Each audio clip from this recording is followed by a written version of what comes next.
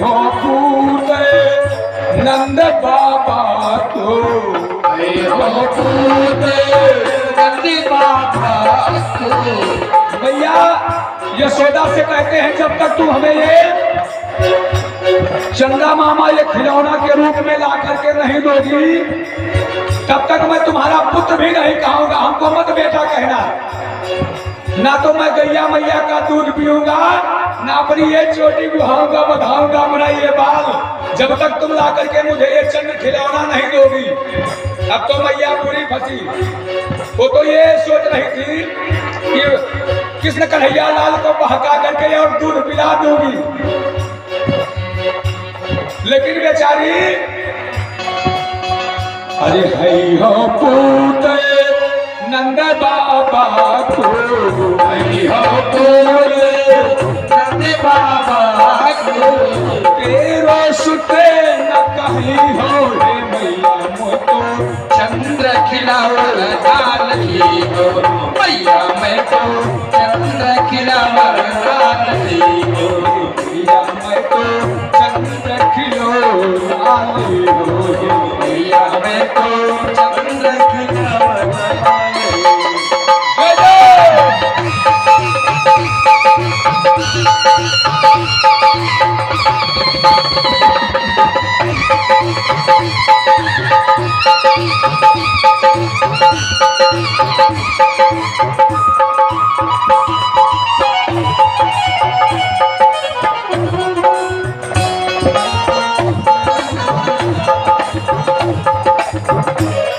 अब यशोदा मैया कन्हैया को अपनी बातों में भुलाना चाहती है, भटकाना चाहती है, क्योंकि जान रही है ये चंद्र खिलौना लाना कोई आसान काम तो है नहीं। ये तो मैं बड़े बुरे फंस गए कि नाहक ही कन्हैया से कह दिया कि तुमको मैं चंद्र खिलौना दूंगी। अब कन्हैया को अपनी बातों में भरमाना चाहती है कि बेटा आगे आवे बात सुन मोरी, आगे आवे बात सुन मोरी, आगे आवे बात सुन मोरी, आगे आवे बात सुन मोरी। बलदेवानंद नहीं हो हे मैया मैं तो चंद्र खिलौना हो, मैया मैं तो चंद्र खिलौना हो, मैया मैं तो चंद्र खिलौना हो, मैया मैं तो चंद्र खिलौना हो, मैया मैं तो चंद्र खिलौना हो। अब अपने कन्हैया को अपनी बातों में कि जिससे कन्हैया दूध पी ले भरमाना चाहती है। अरे पुत्र आजा, मैं तुझे एक बढ़िया बात बताने वाली हूँ और इसको बलदेव से मत बताना है? किसी दूसरे बताओ भैया को बताओगे तो काम बिगड़ जाएगा। क्या बतला रही है भैया? हरि समझावत कहत जसोमती, हरि समझावत कहत जसोमती, हरि समझावत कहत जसोमती, हरि समझावत कहत जसोमती।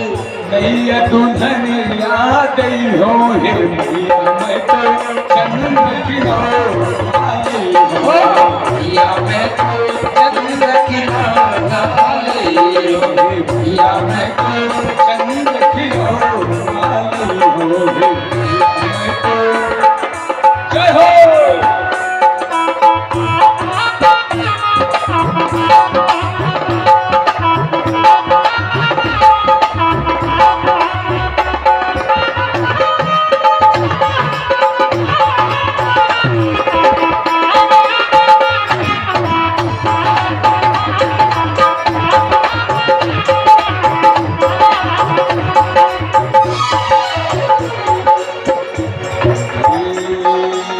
सूरदास है कृष्ण कन्हैया लाल को अपनी बातों में भरमा रही है। मैया बेटा अगर तू ये दूध पी लेगा तो मैं तेरे लिए तेरा विवाह कराऊंगी तुझे दुल्हन ला करके दूंगी और बलदेव से मत बताना, नहीं तो भी जिद कर देगा, तो भी दुल्हन के लिए जिद करेगा। बलदाऊ से मत बताना, अगर तू ये दूध पीगा तो मैं तेरे लिए दुल्हन ला करके दूंगी। अब मैया सोच रही है कि कम से कम भूल जाए भैया, ये लल्ला ये चंद खिलौना भूल जाए और हमारी बातों में आ जाए। लेकिन कन्हैया लाल कहाँ मानने वाले हैं। नाना भैया भैया मैं तो चंद खिलौना, भैया मैं तो चंद खिलौना, भैया मैं तो चंद खिलौना, चंद खिलौना। हरि समझावत कहत जसोमती, हरि समझावत कहत जसोमती। नहीं दुल्हनिया गई हो हे भैया मैं तो चंद खिलौना, भैया मैं तो चंद खिलौना, भैया मैं तो चंद खिलौना।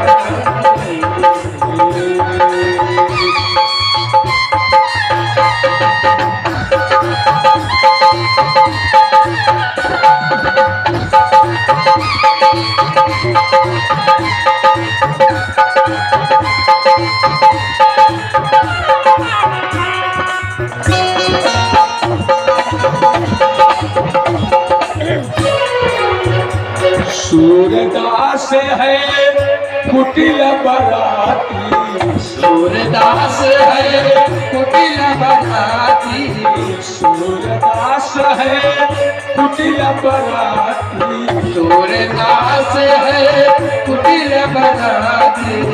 गीत सुमंगल गई हो हे भैया मैं तो चंद खिलौना, भैया मैं तो चंद खिलौना, भैया मैं तो चंद खिलौना, भैया मैं तो चंद खिलौना, भैया मैं तो चंद खिलौना, भैया मैं तो चंद खिलौना, भैया मैं तो चंद खिलौना। बोलिए कृष्ण कन्हैया लाल की जय। कन्हैया को मैया बार बार समझा रही है कि भैया पी ले दूध पी ले, तेरा विवाह करा दूंगी। लेकिन कन्हैया लाल भी अब अपने जिद पे आ गए हैं। नाना मैया जब तक तुम हमको ये चंद्र खिलौना ला करके नहीं दोगी तब तक तुम मुझे अपना बेटा भी मत कहना। ना तो मैं गैया मैया का दूध पीऊंगा, ना तो अपने ये सिर के बालों को बंधवाऊंगा। अब आज से मैं नंद बाबा का ही केवल पुत्र हूं, तुम्हारा बेटा नहीं हूं। मैया समझा रही है, अरे बेटा लल्ला मैं तेरा विवाह करा दूंगी, नई दुल्हन ला करके तुझे दे दूंगी, ले पी ले दूध पी ले। लेकिन कृष्ण कन्हैया लाल नहीं मानने वाले हैं। मैया यशोदा मन में विचार करती हैं कि ये दिन भर खेला करता है, इधर उधर लगता है, किसी ग्वालिनी ने नजर लगा दिया है, टोना लगा दिया है। अरे कौन लगाए गए टोना, अरे कौन लगाए गए टोना, मचले गयो श्याम सुंदर सलोना। लगाए गयो टोना, मचले गयो श्याम सलोना। लगाए गयो टोना, मचले गयो श्याम सलोना। लगाए गयो टोना, मचले गयो श्याम सलोना। दूध न पीवे खायो न खायो, दूध न पीवे दही न खायो, दूध न पीवो दहियो न खायो, दूध न पियो दहियो न खायो। माखन कहियो मचले गयो नान लियो माखन किलो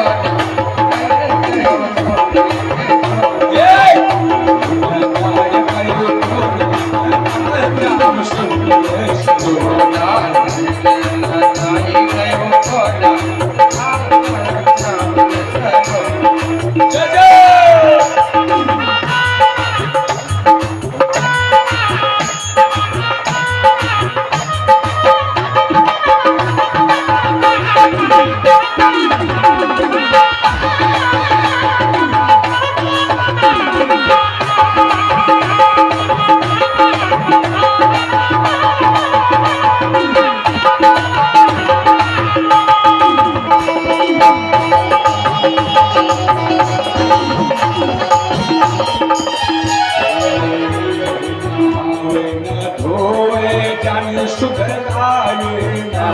धोवय तनिष ते पायो नहाय धोवे तनिष ते आए रंग धोवय तनिष ते पायो सनो मंगाए गए भगाए देव सती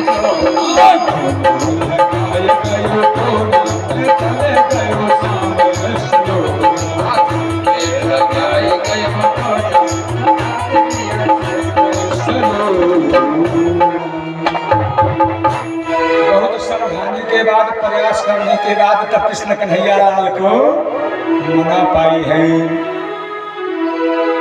कृष्ण कन्हैया लाल के मुख्य बाल लीलाओं में माखन लीला का वर्णन आता है। राजा परीक्षित ने श्री सुखदेव जी से निवेदन किया कि प्रभु, ये नंदराय नंद का पद जिसके पास 1.25 लाख गौएं हैं, उसे गोकुल में नंद का पद मिलता है।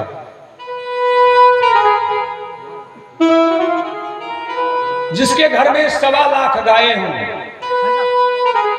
हमेशा निरंतर वो दूध देने वाली हूं, हमेशा दूध देने वाली हूं। ये नहीं कि कुछ दिन दूध देंगी उसके बाद फिर बच्चा जन्मने के बाद दूध देने वाली, वो प्रतिदिन हमेशा दूध देने वाली है। विचार कीजिए उसके घर में क्या माखन, दूध, दही, मिश्री की कमी हो सकती है। जिसके घर में 1.25 लाख गायें हों और हमेशा प्रतिदिन दूध देने वाली हूं, लेकिन ये भगवान कृष्ण कन्हैया लाल को माखन चोर क्यों कहा जाता है? माखन लीला किस प्रयोजन से किए हैं? श्री सुखदेव जी से निवेदन करते हैं राजा परीक्षित।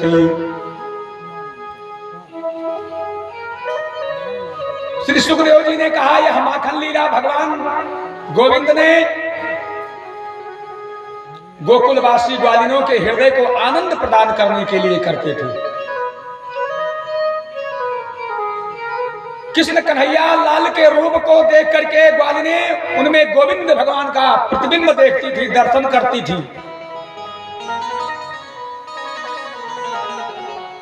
और प्रतिदिन अपने घरों में, अपने अपने पूजा स्थान पर सुंदर सुंदर मक्खन, मिश्री, दही, दूध ले जा करके तुलसी दल डाल करके भगवान के सामने अर्पण करती और भगवान से यही निवेदन करती कि आज मेरे घर श्याम सुंदर आ जाएं और हमारे इस जो भोग नैवेद्य प्रसाद भगवान आपको लगा रही हूं उससे स्वयं ग्रहण कर ले। क्योंकि जितनी देर वो ये नैवेद्य ग्रहण करेंगे, ये माखन मिश्री खाएंगे, उतनी देर हम उनका वह प्यारे मुखड़े का दर्शन कर पाएंगे।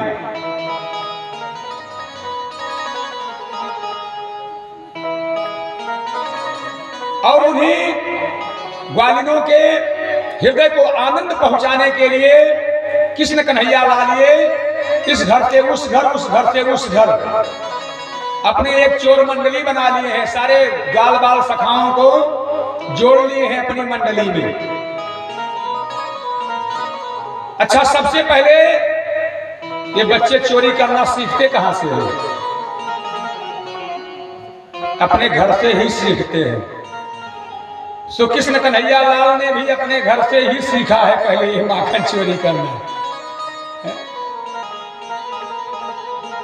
एक दिन जबकि मैया भी अभी दे रही थी माखन, खिला रही थी, बेटा माखन खा ले, नहीं खाए। और जैसे मैया अपने किसी काम में लग गई तैसे चोरी से पहुंच गए और माखन निकाल लिया, एक लोना माखन निकाल लिया। और जैसे ही बेचारे थोड़ा सा खाए थे कि सामने प्रतिबिंब खंभा है जिसमें शीशा लगा हुआ है आंगन में। निज प्रतिबिंब खंभे में देखा, निज प्रतिबिंब खंभे में देखा, ताको दोसरी बालक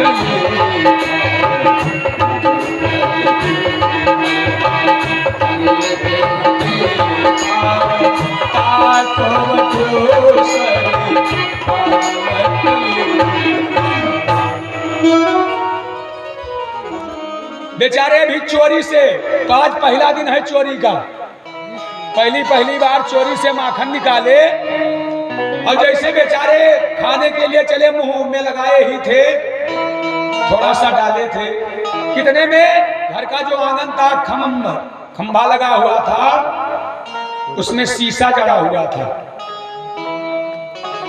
अब देखा कि उस पर छाई दिखाई दे रही है।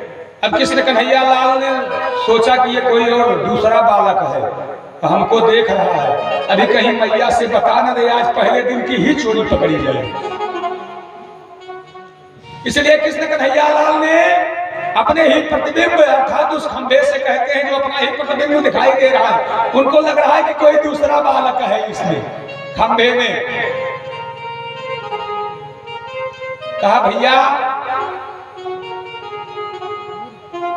अपनो भाग तुम ले भैया, अपनो भाग तुम ले भैया, माता को तुम मत बदले,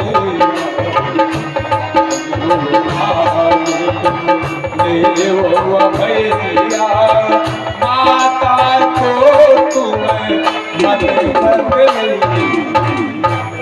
हे भैया तुमको जितना लेना है अपना भाग तुम भी हिस्सा लगा लो, लेकिन मैया से मत बताना। और मैया यशोदा छिप के देख रही है, अपने बालक के इस लीला को देख करके, कृत्य को देख करके मैया यशोदा को हंसी आ गई और हंस पड़ी। कन्हैया ने देख लिया, अरे मैया तो देख रही थी। माता का स्वानौनी तविदम त्वदीयम लोभेन चोर कृतमद्य गृहे प्रवेशिता। मैया मैया देखो ये घर में चोर घुस आया है, हमने इसको रोक दिया न था, ये तो माखन चुरा रहा था। देखो ये हाथ में इसके माखन है भी, अब हाथ में अपने माखन है तो प्रतिबिंब में माखन चीज दिया, सामने तो दिखाई ही देगा। देखो भैया ये तुम्हारे डर से इस खंभे में चला गया, इसने ही ये माखन दूध दही चुराया है। मैया तो सब जान रही है। एक बार एक गांव का नवयुवक बेचारा पढ़ा लिखा नहीं था, अनपढ़ था, पहली बार गया है मेला देखने के लिए। मेला देखने के लिए गया, अब मेले में घूम फिर रहा है, सोचता है क्या खरीदूं, पहली बार आया है मेले में, क्या खरीदूं, क्या लूं क्या लूं। करते करते पहुंच गया शीशे के दुकान के पास। जब दर्पण के दुकान पे पहुंचा और दुकानदार ने दर्पण सजा करके रखा था, जैसे ही वह दर्पण के सामने खड़ा हुआ तो अपना ही प्रतिबिंब उसे दिखाई देने लगा। वो समझ नहीं पाया, बेचारा सीधा साधारण सरल था। उसने हाथ जोड़ करके कहा, और भैया कुशल मंगल है। अब उस शीशे से भी प्रतिबिंब में आएगी, मुस्कुरा करके कहा, भैया सब कुशल मंगल है। शीशे से भी वही प्रत्युत्तर निकला, ये तो बड़े बढ़िया भाई साहब हैं कि पहली बार में न जान न पहचान, मुस्कुरा करके कितना बढ़िया बात कर रहे हैं। सो दुकानदार से बोला, ये भाई साहब कितने के दिए? अब दुकानदार ने सोचा कि हमको तो बेचने से मतलब है, चाहे कोई शीशा समझ के, दर्पण समझ के ले जाए, कोई भाई साहब से समझ के ले जाए, इससे हमें क्या मतलब, हमको तो बेचना है। 2 रुपए बेचारा ले गया था मेला देखने के लिए, और वह 2 रुपए में वह दर्पण खरीद लाया। कृषक एक शीशा ले घर आयो, कृषक एक शीशा घर ले आयो। अपनों सो साथी को पाकर, अपनों सो साथी को पाकर हेरी हेरी हर्षायो, कृषक एक शीशा घर ले आयो। मतलब जब मुस्कुरा करके वह शीशा के सामने, तो प्रत्युत्तर में उसको वह भी मुस्कुरा करके मिलता था। कहा बड़े बढ़िया भाई साहब है। और क्या किया? तन मन दर्पण पेवारो, दिन में केतिक बार निहारो। उसको ले जाकर के बैठक में लगा दिया है, बैठक में टांग दिया। अब वो पत्नी के पास अंदर में बैठा होता है, बैठा रहता, और 2 मिनट के बाद अच्छा जरा रुको मैं आता हूं, और चला जाता।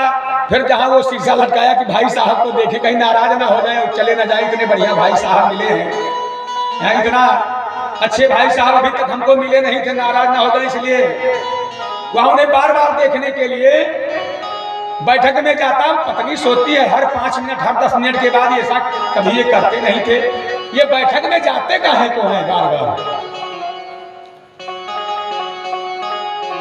ये कहीं अगर बाहर चले जाएं, अभी बाजार वाजार गांव में टहलने के लिए चले जाएं, तो मैं देखूं कि आखिर ये माजरा क्या है कि बार बार ये बैठक में जाता है।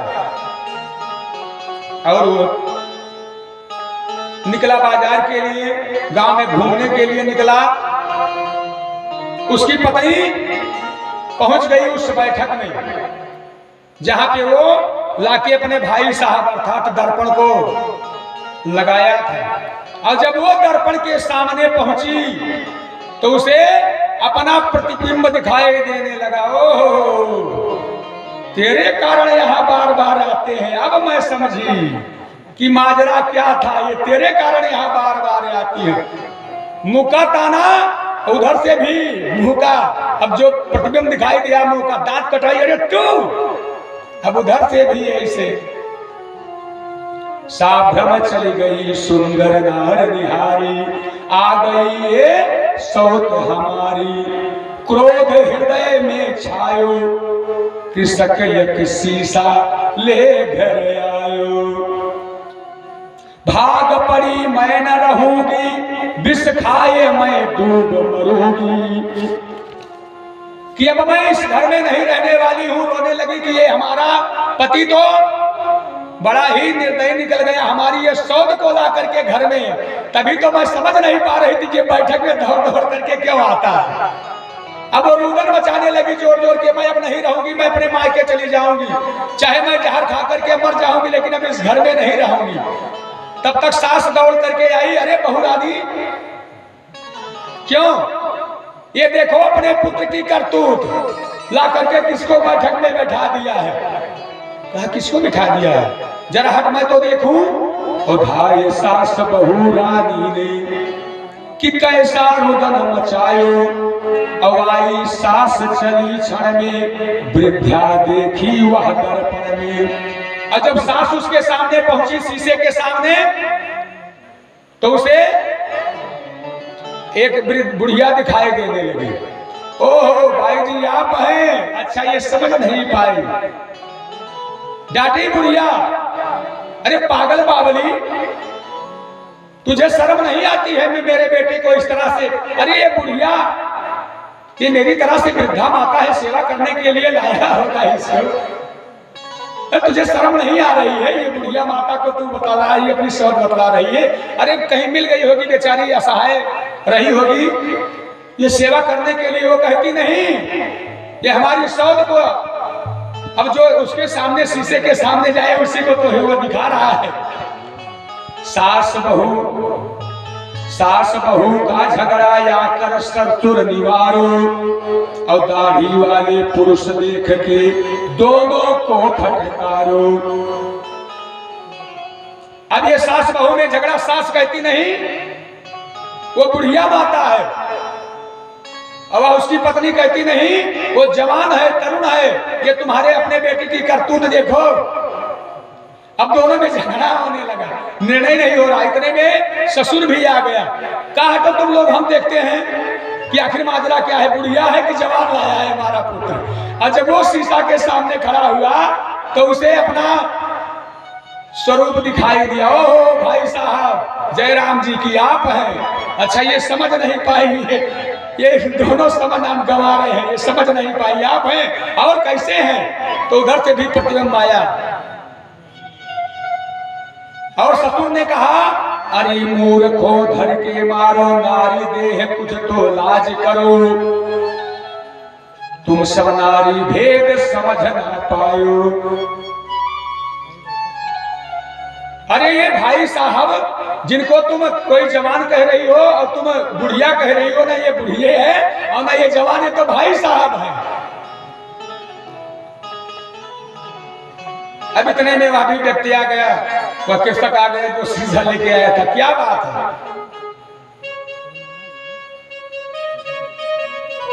पत्नी ने कहा ये अपनी करतूत जो यहाँ लाए हो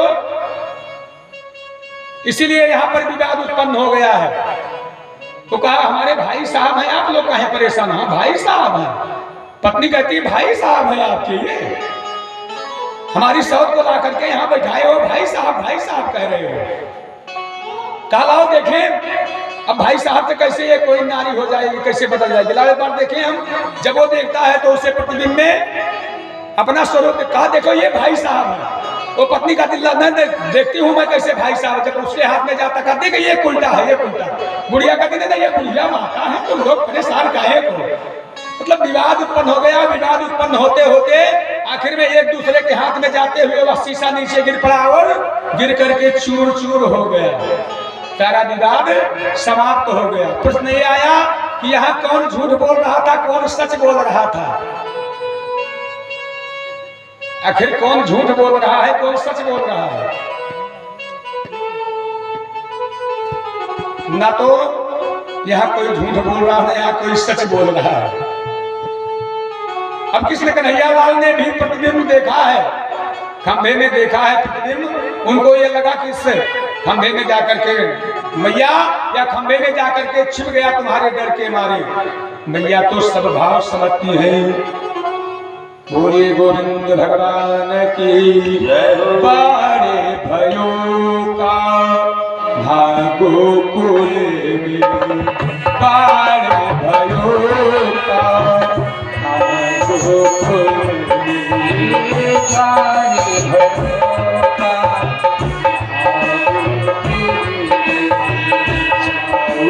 घरे घरे गोपीन कुल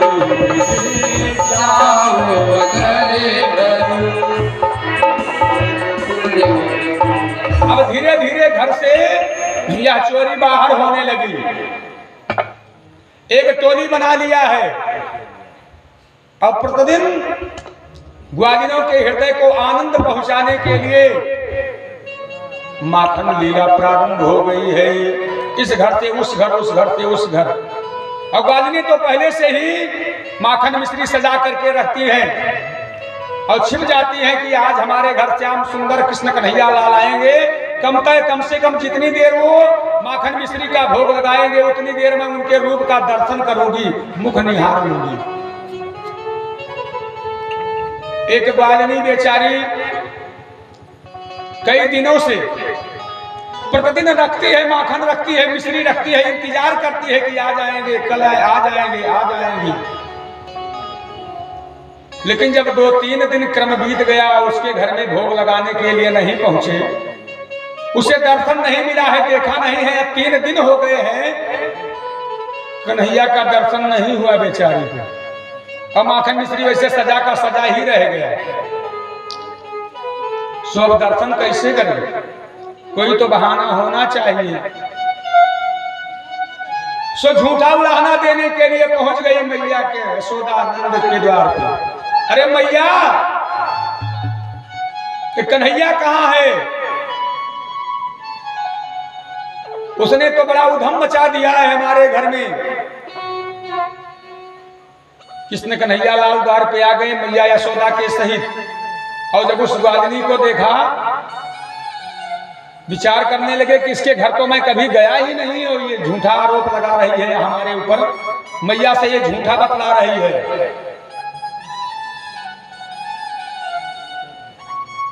सो सोचा कि अगर तू हमारे ऊपर झूठा आरोप लगा रही हो चोरी का, तो अब मैं तुम्हें छोड़ने वाला भी नहीं हूं। और दूसरे दिन उसके ही लड़के को अगुआ बना दिया कि घर में कहां क्या रखा है, तेरी मैया कहां कहां क्या रखती है, तुझे अपने घर का हाल बहुत अच्छी तरह से पता होगा, इसलिए चल आज तू ही सबसे पहले आगे रहेगा। अब ले गए हैं उसको, घर में उसको घुसा दिया। अब आज माखन चुराने के लिए पूरे मंडली को लेकर के उस ग्वालिन के घर में जैसे ही पहुंचे, देखा तो वो माखन बड़े ऊंचे छीके पे रखी है। सभी साथी बालकों से कहा ऐसा करो सब इसी के नीचे आ जाओ एक एक करके, और सबसे ऊंचे सबके ऊपर चढ़ गए हैं स्वयं, एक के ऊपर एक बालक खड़े होते हुए सबसे ऊपर पहुंच गए कृष्ण कन्हैया लाल। और छीके पर वह माखन को सुरक्षित करने के लिए बांध रखा था। पहले घरों में होता था ये, जब कच्चे मकान होते थे तो इस शिकार कहा जाता है। देहातों में पहले सभी के घर में हुआ करता था, अब तो सब पक्का बन गया है, सारी व्यवस्थाएं मॉडर्न हो गई हैं, फ्रिज वगैरह सबके पास बॉक्स हो गया है। लेकिन पहले पुराने घरों में ये हुआ करता था। लोग सुरक्षित बिल्लियों से, जानवरों से सुरक्षित के लिए उसे शिकार पर दूध दही मक्खन मिश्री जो भी कुछ होता था उसको सुरक्षित करने के लिए लटका दिया करते थे। उसने भी सुरक्षित करने के लिए लटका दिया। ऊंचा है, छोटा कद है तो पहुंच कहां पाते। सभी बालकों को एकत्र किया और एक के ऊपर एक बालक चढ़ा, सबसे ऊपर कृष्ण कन्हैया लाल पहुंच गए हैं। और एक हाथ से पकड़ा क्या, छीके को, और दूसरे हाथ से जैसे ही माखन में हाथ लगाए और तैसे वह ग्वालिन ने सोचा कि अच्छा अवसर है, अभी ते माखन खा करके चले जाएंगे, दर्शन भी नहीं मैं कर पाऊंगी। दर्शन के लिए जैसे वहां पे आई, उसका लड़का, उसका बालक सबसे नीचे था। उसने जैसे अपनी माता को देखा, बेचारा मारे डर के भगा।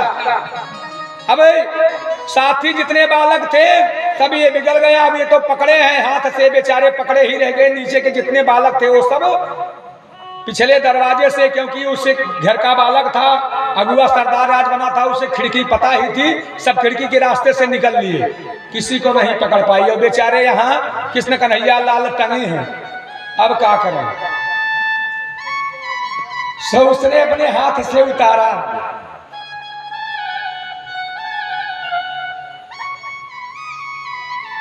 अब आज उतारने के बाद माखन मिश्री कहा खाओ जितना, अब मैं चाहती तो यही थी।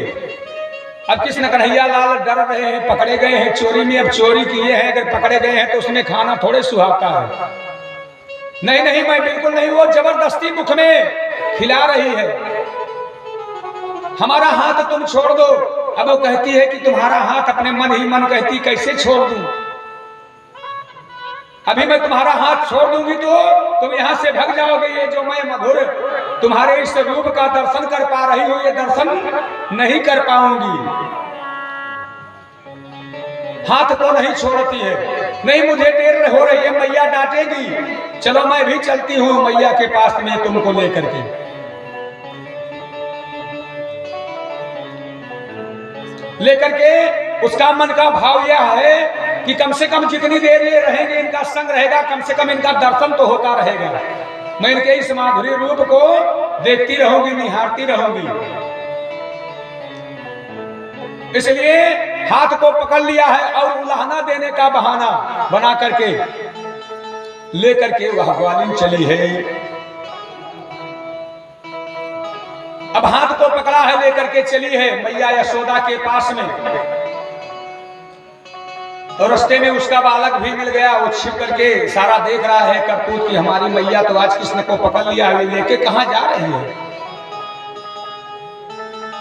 आखिर कारण क्या है, कहां लेकर के जा रही होगी। सो इशारों छिपा है और छिप करके इशारों में ही पूछ रहा है कि आखिर ये हमारी मैया तुमको कहां ले जा रही है।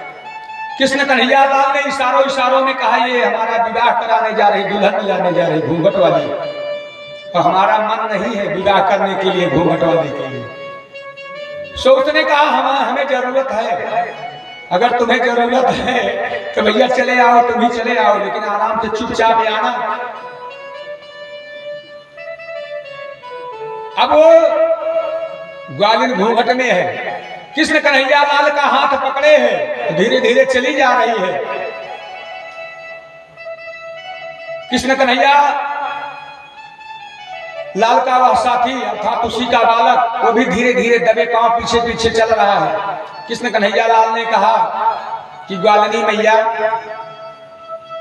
बड़ी देर से हमारे इस नरम कलाई हाथ को तुमने पकड़ा है, बड़ा दर्द हो रहा है, अगर कुछ देर के लिए तुम छोड़ देती, ये दायां छोड़ करके बायां पकड़ लेती तो हमारा भी काम हो जाता, क्योंकि ये बहुत दुख रहा है यहाँ। उसने कहा कोई बात नहीं है, और जैसे ही वो दायां छोड़ करके बायां पकड़ने का प्रयास करती है, कृष्ण कन्हैया लाल ने बड़े ही चालाकी से उसको इशारा कर दिया कि अब अवसर आ गया है, हाथ बढ़ा, और तुरंत ही उसी के ही बालक का हाथ उसके हाथ में पकड़ा दिया। वो घूंघट में जा नहीं पाई, और इधर से पिछले पहले ही पहुंच गए मैया के पास। अरे मैया बड़े जोरों से भूख लगी, जल्दी माखन दो, जल्दी मिश्री दो। अब फटाफट तुरंत लेकर के मुंह में सब लपेट लिया, घर में माखन खाने लगी। अब ग्वालिनी उलाहना देने के लिए पहुंच गई है मैया यशोदा के पास में। ओ मैया कहां हो, मैं तुमसे पहले कहती थी तो तुम नहीं मानती थी, आज मैं प्रत्यक्ष चोर को पकड़ के लाई हूं। एक बिल्कुल उधम मचा दिया है, कृष्ण ने तो उधम मचा दिया है हमारे घरों में, और लगी उलाहना देने, उलाहना के ऊपर उलाहना देने लगे। मैया तुमसे मैं कहती थी तो तुम मानती नहीं थी, देखो आज अपने कृष्ण की करतूत, इसलिए मैंने आज उसको रंगे हाथों पकड़ा है। मैया यशोदा उस ग्वालिन से कहने लगी, क्यों री बाबली, अपने घर का झगड़ा हमारे घर का है निपटाने आई है, अपने घर का झगड़ा ये तुम क्या कह रही हो। अरे जरा तू देख किसको पकड़ा है तूने, अगर तेरा भाई बेटा चोरी करता है तो उसमें हमारे कृष्ण की कौन सी गलती है, ये अपने घर का झगड़ा तू अपने घर में ही निपटा। और उसने जैसे ही घूंघट को उठाया और देखा तो अपने ही पुत्र का हाथ बेचारी पकड़े खड़ी थी, चूक गई मानो काटे उसके खून ना रहे हो। मैं सच कहती हूँ मैया, मैया साक्षी अरे गोधने की है, कहा मैया साक्षी गोधने की है, सौगंध मुझे यमुना जी की।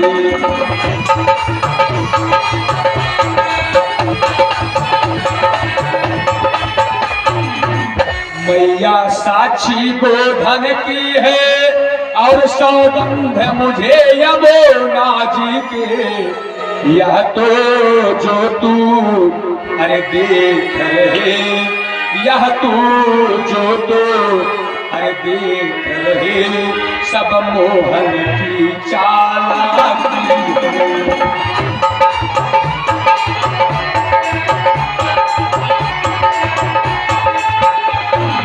भैया मैं सच कहती हूँ, मैंने कृष्ण का ही हाथ पकड़ा था, लेकिन कब ये हाथ बदल करके हमारे बेटे का हाथ थमा दिया मैं जान नहीं पाई।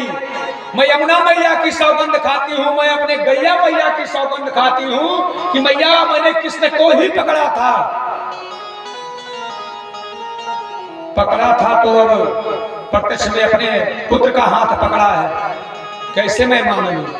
इतने में कृष्ण कन्हैया लाल आ गए, मुंह में माखन वाखन लटाए। देख देख मैया, मैं पहले कहता था कि ये झूठा आरोप लगाती है चोरी का हमारे ऊपर। अब कृष्ण कन्हैया लाल उसे चिढ़ाते हैं कि घबराओ मत, हमारे मैया के पास आई हो लाना देने, अब बिल्कुल मैं तुम्हारा पीछा करूंगा, छोड़ूंगा नहीं तुम्हें। जब तक तुम्हारे घर का सारा दूध दही माखन मिश्री सब एक महीना कर दूं, बर्बाद ना कर दूं, ये उलाहना देने आई हो हमारी मैया का, इसका बदला हम जरूर लेंगे तुमसे। अब बेचारी वो अगवाल नहीं करती, क्या लौट गई है। दूसरी बार पुनः उसी के घर में बदला लेने का, आज ये बदला लेने की हमारे मैया से आकर के तुमने उलाहना दिया है, बदला लेने के लिए दूसरी बार उसी के घर में फिर से धावा बोली।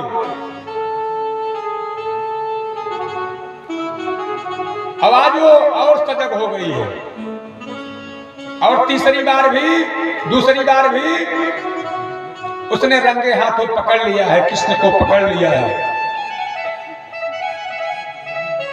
अब भागने का ये प्रयास करते हैं, लेकिन वो छोड़ने वाली नहीं है। कहा आज तो बिल्कुल नहीं बचोगी। उस दिन तो तुमने चालाकी कर लिया था, लेकिन आज तुम्हारी चालाकी नहीं चलने वाली है। इसलिए अपने ही घर के आंगन में खंभे में कृष्ण कन्हैया लाल को रस्सियों से बांध दिया। कहा उस दिन लेकर के मैं जा रही थी, जब तो बहुत चालाकी से बच्चू हमारे बेटे का हाथ, अपना हाथ छुड़ा करके हमारे बेटे का हाथ पकड़ा दिया था। आज ये तुम्हारी चालाकी नहीं चलने वाली है, मैया ऐसे मानती नहीं है। इसलिए आज मैं मैया को यही लेकर के आऊंगी। अब देखती हूँ कैसे भगते हो। और अपने घर के आंगन के खंभे से ही कृष्ण कन्हैया लाल को बांध दिया। और चली है मैया यशोदा से उलाहना देने के लिए पहुंच गई है। मैया यशोदा के द्वार पे और उलाहना देती है। उलाहना देते हुए कहती है, मैया मैया दही हमरा खाई दे, दही हमरा खाई दे, मैया कन्हैया दही हमरा खाई दे, मैया कन्हैया दही हमरा खाई दे, दही हमरा खाई दे, दही हमरा खाई दे, मैया कन्हैया दही हमरा खाई दे, मैया कन्हैया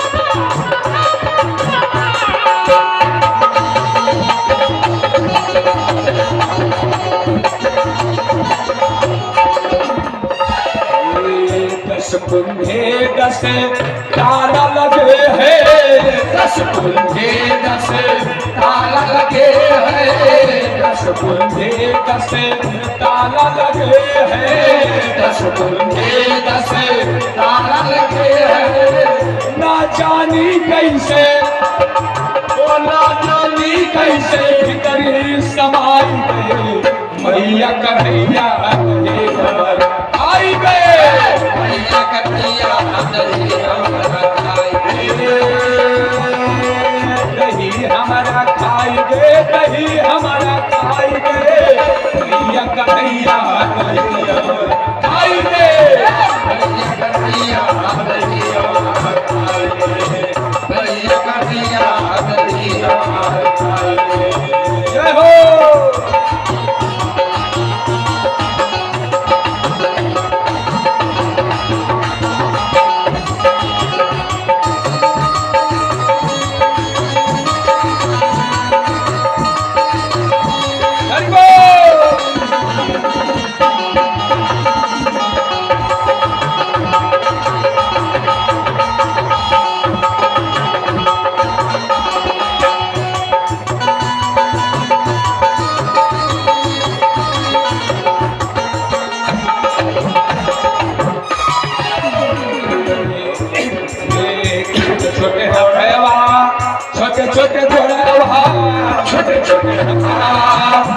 छोटे बड़ावा छोटे छोटे हथवा छोटे छोटे घोड़ावा छोटे छोटे हथवा छोटे छोटे घोड़ावा छोटे छोटे हथवा छोटे छोटे बड़ावा ना जानी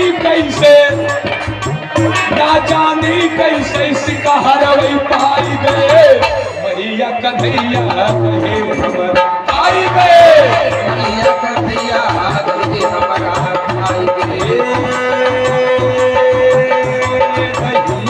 खाई गे दही हमारा खाई गे मैया कन्हैया खाई गे मैया कन्हैया दही हमारा खाई गए मैया कन्हैया दही हमारा खाई गए कुछ खाए कुछ मोहला पटाए कुछ खाए कुछ मोहला पटाए कुछ खाए कुछ मोहला पटाए कुछ खाए कुछ मोहला पटाए कछरी का दुधवा कछरी कई दुधवा वह भुइये अढ़ाई गे मैया कन्हैया दही हमारा खाई गे मैया कन्हैया दही हमारा खाई दही हमारा खाई गे दही हमारा खाई गे मैया कन्हैया दही हमारा खाई गे मैया कन्हैया दही हमारा खाई जय हो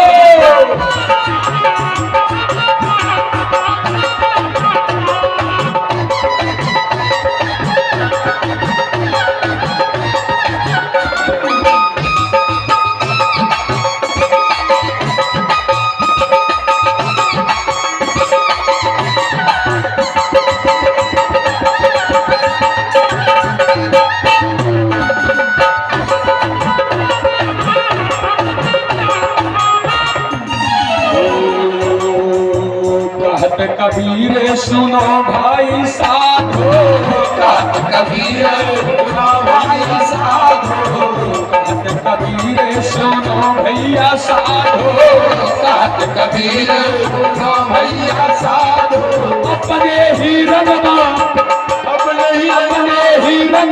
वही सबका भैया कन्हैया दही हमारा खाई गे मैया कन्हैया दही हमारा खाई ए अपने ही रंगमा वही सबका रंगाई गे भैया कन्हैया दही हमारा खाई गे मैया कन्हैया दही हमारा खाई दही हमारा खाई गे दही हमारा खाई गे भैया कन्हैया दही हमारा खाई गे मैया कन्हैया दही हमारा खाई मैया कन्हैया दही हमारा खाई अरे मैया मैया मैं तुमसे बार बार कहती थी लेकिन तुम मानने को तैयार नहीं थी इसलिए आज मैंने अपने घर के आंगन में कृष्ण को बांध करके तब आई हूँ। चलो हमारे साथ हमारे घर में। अपने पुत्र की कभी उलाहना नहीं लेती हो। आज प्रत्यक्षम की भी परिमाणम प्रत्यक्ष रूप से चोर को बांध दिया है पकड़ के। चलो मैया हमारे साथ। अब मैया वहां से चली है। अब इधर बीच एक घटना घट गई। कृष्ण कन्हैया लाल उस ग्वालिन वो तो वहां उलाहना दे रही है मैया, और इधर कृष्ण कन्हैया लाल बेचारे उसके घर के आंगन में पीछे हाथ बांध दिया है, खंभे से बंधे खड़े हैं। अब सोच रहे हैं आज तो पकड़े जाएंगे मैया, आज तो जान जाएगी सब हमारी करती। अब क्या होगा? हाथ पीछे बांध दिया है, पैर को बांध दिया है उसी खंभे में। यही सोच विचार ही रहे थे कि आज तो बड़े बुरे फंसे। इतने में उस ग्वालिन का पति घर में जैसे ही प्रवेश किया तो देखा ग्वालिन को आवाज लगाया, लेकिन वो तो गई है मैया यशोदा को उलाहना दे रही है, वहां उलाहना देने गई है। और जब घर में आवाज देते हुए घर के आंगन में पहुंचा तो देखा अपने घर के आंगन में वहां कृष्ण कन्हैया लाल दोनों हाथ पीछे और पांव रस्सियों से बंधे हैं, ऊपर से नीचे तक। देखा भैया ये हमारे घर में काहे तुम बंधे हो? किसने बांधा है तुमको? हमारे घर के आंगन में काहे बंधे हो? अब कृष्ण कन्हैया लाल कुछ बोल नहीं रहे, बस चुपचाप एक टक लगाए देख रहे हैं सामने। अरे भैया बोलते क्यों नहीं हो, किसने बाधा तुमको, यहाँ कहाँ चले आए, हमारे घर में घुस गए। अब कृष्ण कन्हैया लाल कुछ नहीं बोले, बस हाथ पीछे बढ़ा हुआ एक टक देख रहे हैं। जब वो 2-3 बार कहा कृष्ण कन्हैया लाल, तब चौथी बार उसके उत्तर में कहा कि बिगाड़ दिया ना सारा खेल, बिगाड़ दिया तुमने, खेल बिगाड़ दिया। कैसा खेल? अरे अभी अभी प्रत्यक्ष नारायण का ये सुंदर रूप दर्शन हो रहा था। वाह वाह, कितना सुंदर माधुरी रूप था। मैं तो मानो जैसे स्वर्ग में था। अब सराएं क्या नित्य गान कर रही थी, वाह क्या सुंदर मधुर सुगंध बह रही थी। मानो मैं सादे स्वर्ग में विद्यमान स्वर्ग क्या सुख उठा रहा था। आनंद बेकार कर दिया हमारा सारा खेल। स्वर्ग का आनंद हमारे आंगन में? कहा हाँ भैया, तो कहाँ है, हमको भी दिखाओ।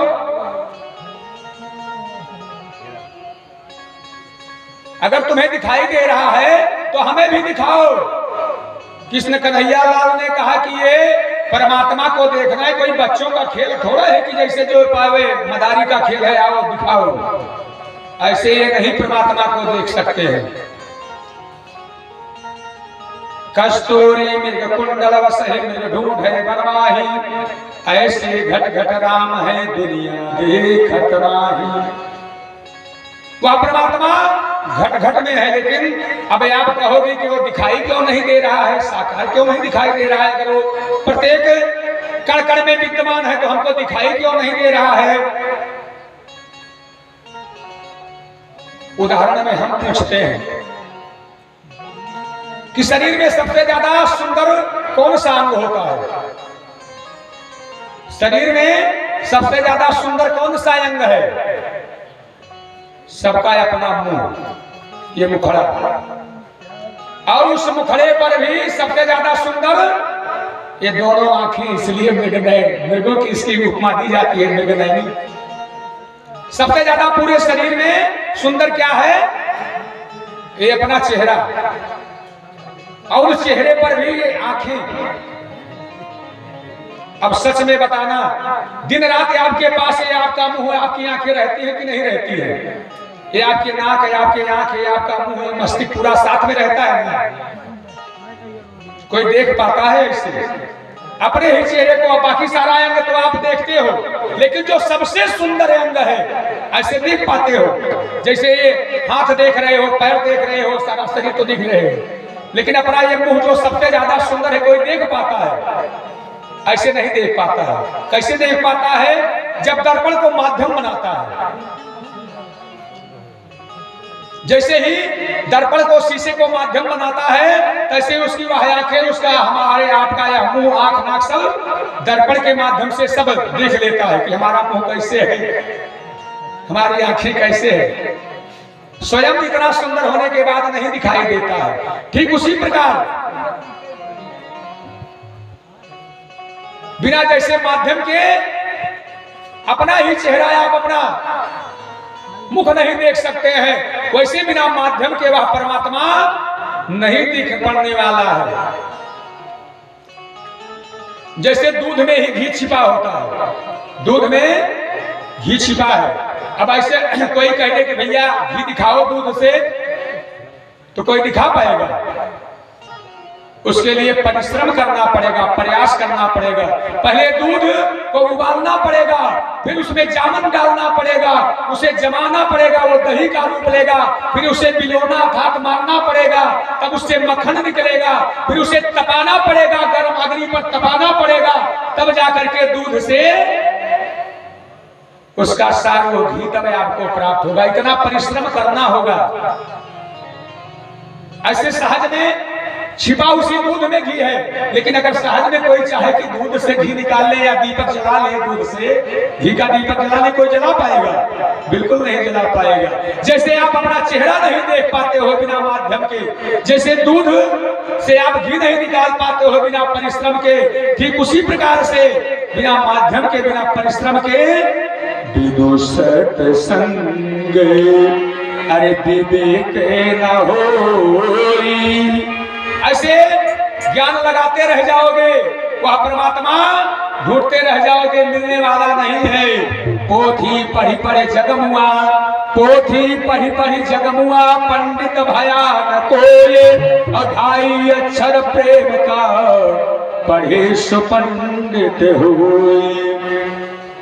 उसके लिए आपको सत्संग करना पड़ेगा, बिना सत्संग के कुछ नहीं होने वाला है। इसलिए कहा गया है बिनु सत्संग अरे विवेक न होई, बिनु सत्संग विवेक न होई। राम पिता बिनु सुरभ न सोई, राम कृपा बिनु सुरभ न सोई। इसलिए जिस दिन से आप सत्संग प्रारंभ कर दोगे, अपने आप ही आपका मन धीरे धीरे निर्मल होता चला जाएगा। जो हाय हाय आप कर रहे हो रात दिन संसारिक भौतिक वस्तुओं को एकत्र करने के लिए, मन शांत हो जाता है। वो जान जाता है कि मैं कुछ नहीं कर रहा हूं, करता धरता तो सब आप ही हैं। क्योंकि संसार में हम लोग फायदा पहले ढूंढते हैं। जब फायदा को जान जाते हैं, किसको करने में हमारा खूब मुनाफा होगा, फायदा होगा, तो काम सारा काम छोड़ करके फायदे वाला काम हम लोग करते हैं। क्यों नहीं? सबसे पहले वही करते हैं। जिस दिन हम यह जान जाएंगे कि सत्संग से, इस भजन से हमें क्या फायदा होगा, उस दिन सारा काम भूल करके पहले क्या करेंगे? भजन ही करेंगे। उसके बाद अपना कोई काम करेंगे। और सच मानिए, अपने घर में 5 भजन आप प्रारंभ कर दीजिए प्रतिदिन नियम से। घर की सुख शांति समृद्धि अपने आप धीरे धीरे ही सवा महीना करके देखिए, अपने आप ही बदलने लगेगी। भजन श्याम सुंदर का जो करते रहोगे, अरे भजन श्याम सुंदर का जो करते रहोगे, संसार सागर से तरते रहोगे। भजन श्याम सुंदर का करते रहोगे, संसार सागर से तरते रहोगे। कृपानाथ पे सको मिलेंगे किसी दिन, कृपानाथ पे सको मिलेंगे किसी दिन। भगवान कहते हैं, नारद ने पूछा कि प्रभु आपको प्राप्त करना है तो आपका दर्शन कहाँ होगा, जो सहजता से आपका मैं दर्शन कर सकूं। भगवान से स्वयं कहा है, भगवान नारायण, नारद भगवान से स्वयं भगवान नारायण ने कहा कि नारद, ना मैं वैकुंठ में निवास करता हूँ, ना मैं क्षीर सागर में निवास करता हूँ, ना मैं किसी मंदिर मूर्ति में निवास करता हूँ। मैं तो सदैव अपने भक्तों के हृदय में निवास करता हूँ। जहाँ पर मेरी कथा होती है, जहाँ पर हमारी चर्चा होती है, मैं सहज रूप में वहीं पर निवास करता हूँ। इसलिए इस सत्संग जहाँ पर भगवान की और हनुमंत लाल की तो विशेष ही कृपा होती है। कथा प्रारंभ होने से पहले और कथा समाप्ति के बाद सबसे आगे कौन आते हैं? हनुमंत लाल जी। और जाते कौन है? कथा समाप्त होने के बाद में सबसे पीछे को हनुमान जी ही जाते हैं। बड़े कथा के प्रेमी है। अब इस कलयुग में बाकी देवता अपनी लीला किए हैं, लीला करके अपने स्वाधाम को गए हैं। जब आप पुकार लगाएंगे तब वहां वैकुंठ लोक से आएंगे। और प्रत्यक्ष चाहिए तो हनुमान जी तत्काल नासे रोग हरे सब पीरा, जपत निरंतर हनुमत वीरा। तुरंत इनका नाम लो, तुरंत आराम, सारा काम सुलभ करने वाले हैं। क्योंकि अजर अमर गुरु निध सुत हो। इसलिए जहां कथा होती है वहां तो विशेष रूप से हनुमान जी का पहरा रहता ही है। हनुमान जी यहाँ कहीं अब किसके रूप में बैठे हैं आकर के? अब हनुमान जी को प्रणाम है, उनके चरणों में बारंबार प्रणाम है। बैठे तो यहाँ है, एक विश्वास है, पक्का है। अब आपके रूप में है कि आपके रूप में है कि आपके रूप में है, किसी ना किसी रूप में यहाँ हनुमंत लाल बैठे हुए हैं। इसलिए ना जाने कौन घड़ी उनके उनकी कृपा दृष्टि हम भक्तों पे पड़ जाए तो यदि इन कथाओं में सत्संग में हम आएंगे, जब बैठेंगे तो हो सकता है वो घड़ी आ जाए कि जिससे हनुमंत लाल नारायण की निगाह हम पर पड़ जाए और हमारा कल्याण हो जाए। कृपानाथ बेशक मिलेंगे किसी दिन, कृपानाथ बेशक मिलेंगे किसी दिन, मिलेंगे किसी दिन, जो सत्संग पढ़ते हाँ सत्संग पढ़ते जो चलते रहोगे, सने सारे सागर से करते रहोगे। संसार सागर से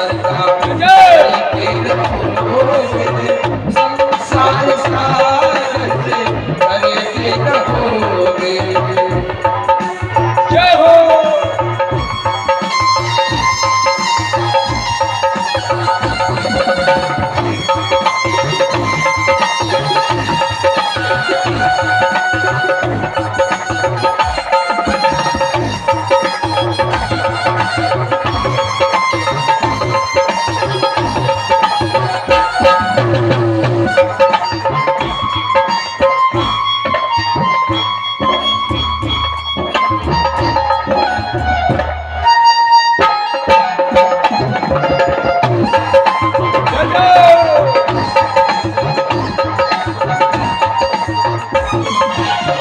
चढ़ोगे हृदय पर सभी के सदा तुम, चढ़ोगे हृदय पर सभी के सदा तुम, सभी के सदा। अर्थात जो सत्संग करते हैं उनका मन निर्मल हो जाता है, वो यह जान जाते हैं कथा के माध्यम से कि संसार में कुछ नहीं है, क्योंकि यह कथा भगवान की भक्ति कथा ज्ञान और वैराग्य को उत्पन्न करती है। प्रथम दिवस की कथा में आप लोग यदि ध्यान से सुने होंगे तो ज्ञान और वैराग्य को पुष्ट किसने किया? वो तरुणी स्त्री जो दो पुरुषों को लेकर के परेशान थी,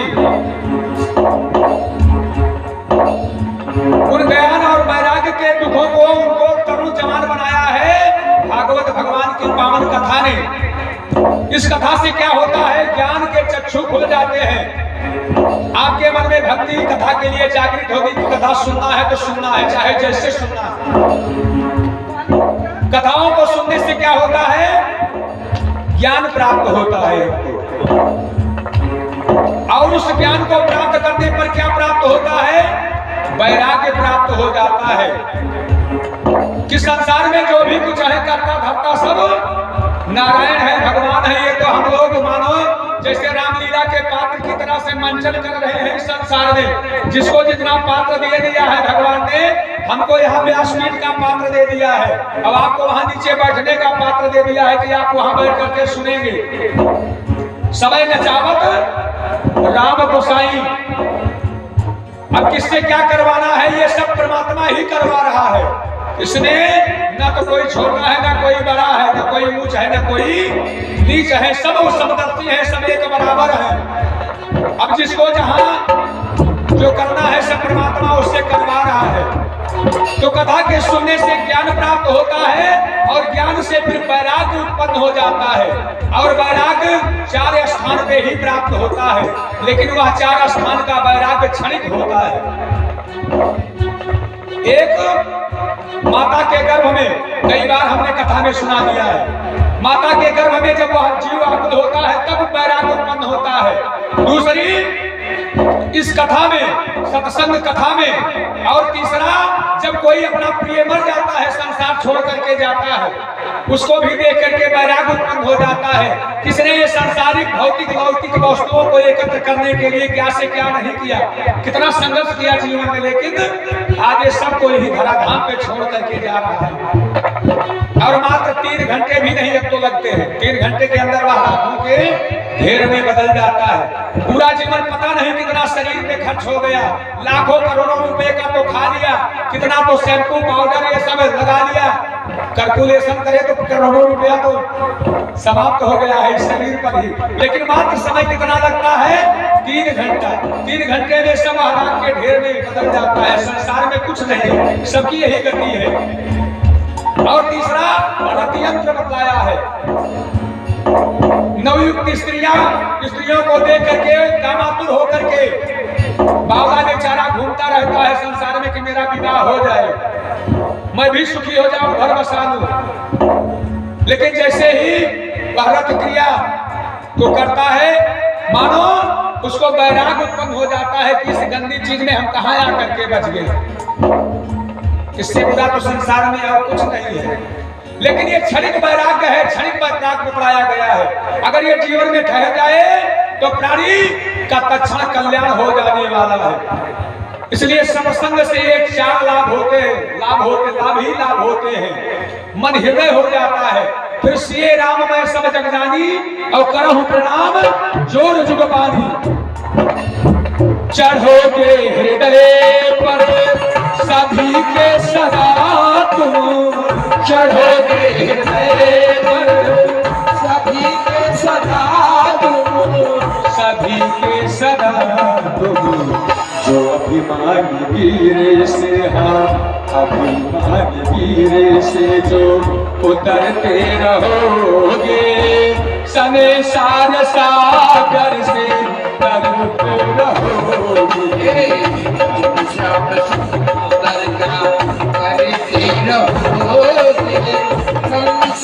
सागर से तरते रहोगे। श्याम सुंदर का करते रहोगे, संसार सागर से करते रहोगे। श्याम सुंदर का करते रहोगे, संसार सागर से करते रहोगे। और भजन करने से फायदा क्या होगा? न होगा कलेश मन को तुम्हारे, न होगा कलेश मन को तुम्हारे, मन को तुम्हारे। जो अपनी बड़ाई से, अपनी बड़ाई से डरते रहोगे, संसार सागर से डरते रहोगे।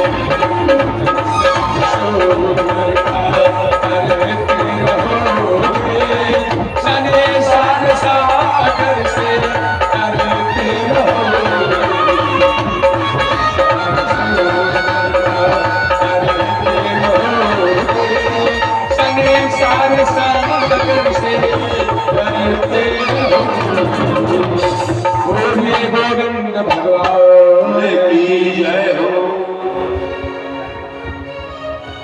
कहा भैया ऐसे थोड़े दर्शन हो जाता है, खंबे से बेचारे बंधे हुए हैं। वह ग्वालिनी का पति वाला घर में आ गया है।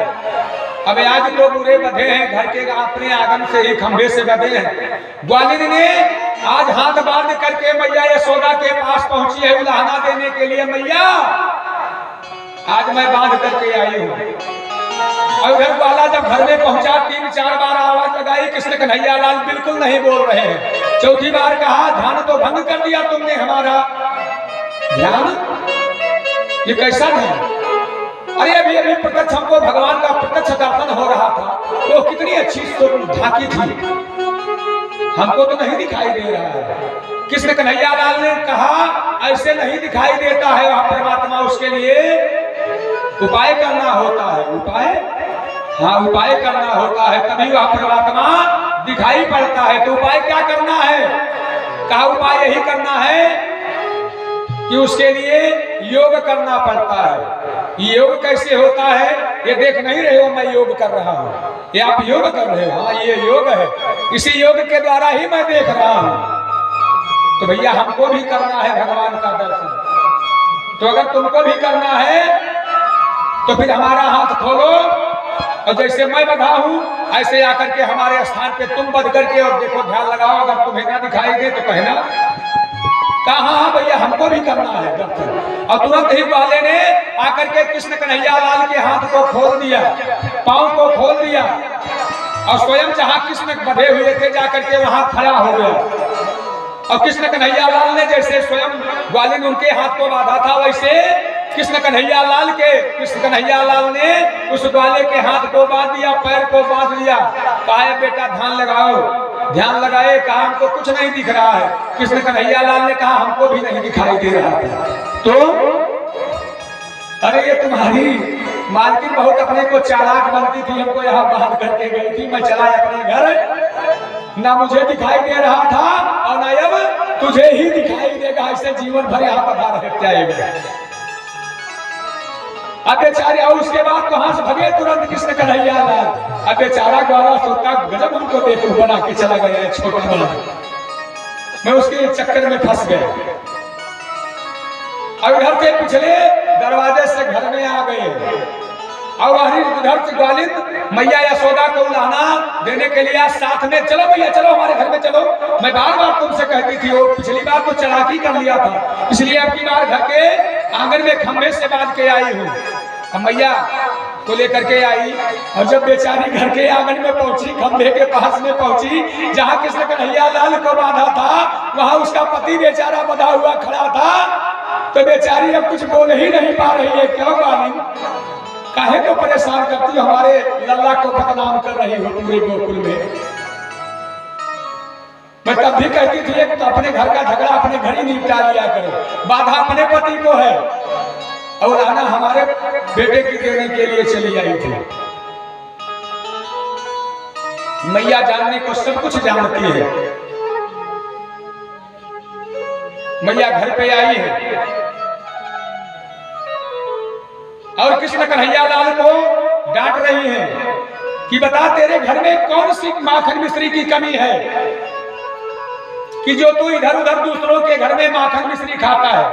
नहीं नहीं भैया, मैं बिल्कुल ऐसा कुछ नहीं करता हूं, अपने घर में कहां कौन सी कमी है।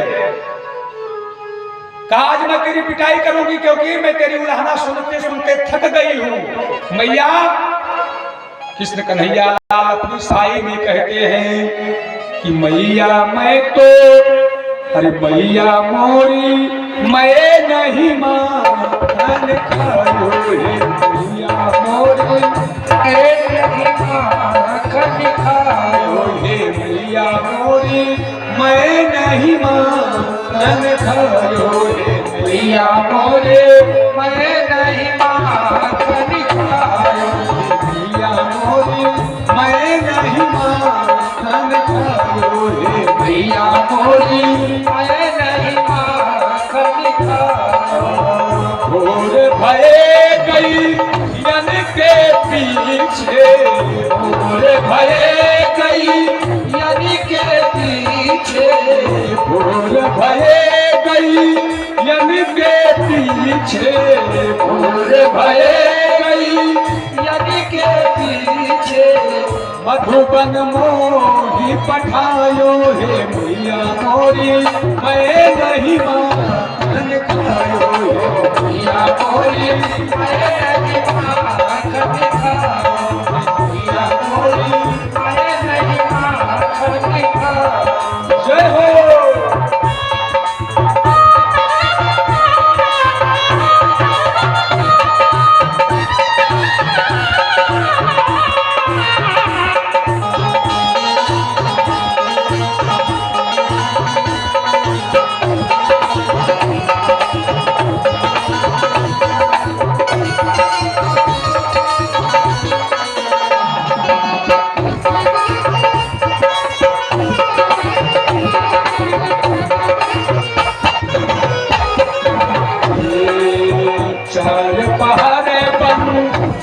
भट भट क्यों, चार पहाड़े बंसी बन भट क्यों, चार पहाड़े बंसी भट भट क्यों, चार पहाड़े बंसी बन भट क्यों, साझ परे घर आयो हे, मैया मोरी मैं नहीं माखन खायो, मैया मोरी मैं नहीं माखन खायो, मैया मोरी मैं नहीं माखन खायो, मैया मोरी मैं नहीं माखन खायो। और मैया से अपने बोलते हुए कृष्ण कन्हैया लाल कहते हैं कि मैया एक बार सब झूठ बोल रही है।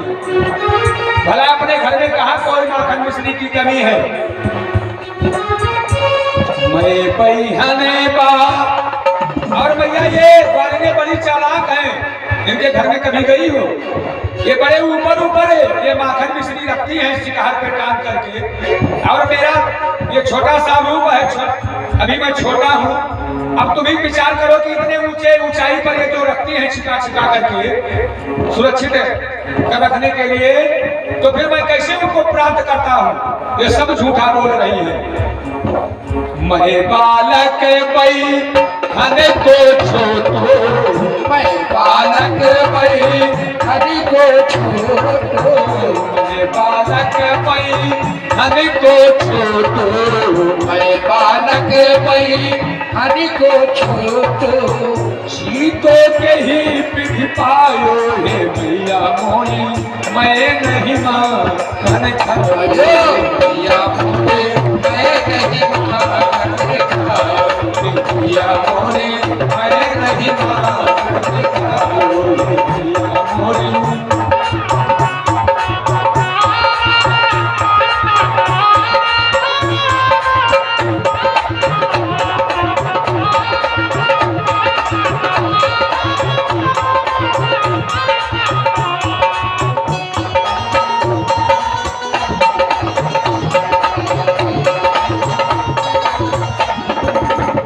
भैया यशोदा कहती है हमको सब कुछ पता है तेरी करतूत। तेरा वो जो प्रिय सखा दामा है ना, जो आकर के मुझको सब सारी खबर देता है, तू समझता है कि मैं नहीं जानती हूँ। साथी भले वो तेरा होगा, लेकिन खबरवा मुझे तक सारी पहुंचाता है, सारी खबर रखती हूँ तेरा। वो दामा बता रहा था कि तू ही सबका सरदार है, तू ही सबको लेकर के जाता है। नाना भैया, अरे उससे तो हमारा झगड़ा हो गया है, इसलिए झूठे तेरे कान भरने के लिए वो आया होगा। ग्वाले बाले सब बैर पड़े हैं, ग्वाले बाले सब बैर पड़े हैं, ग्वाले बाले सब बैर पड़े हैं, ग्वाले बाले सब बैर पड़े हैं।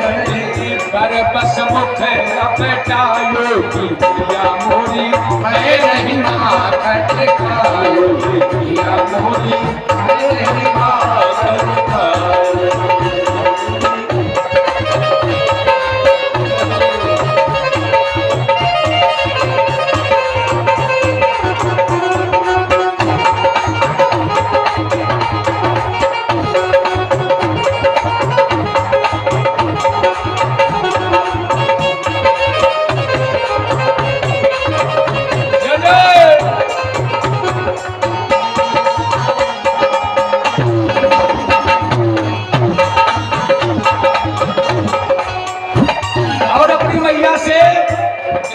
लाल कहते हैं तू जननी मन की अति भोली, तू जननी मन की अति भोली, तो जननी मन की अति भोली।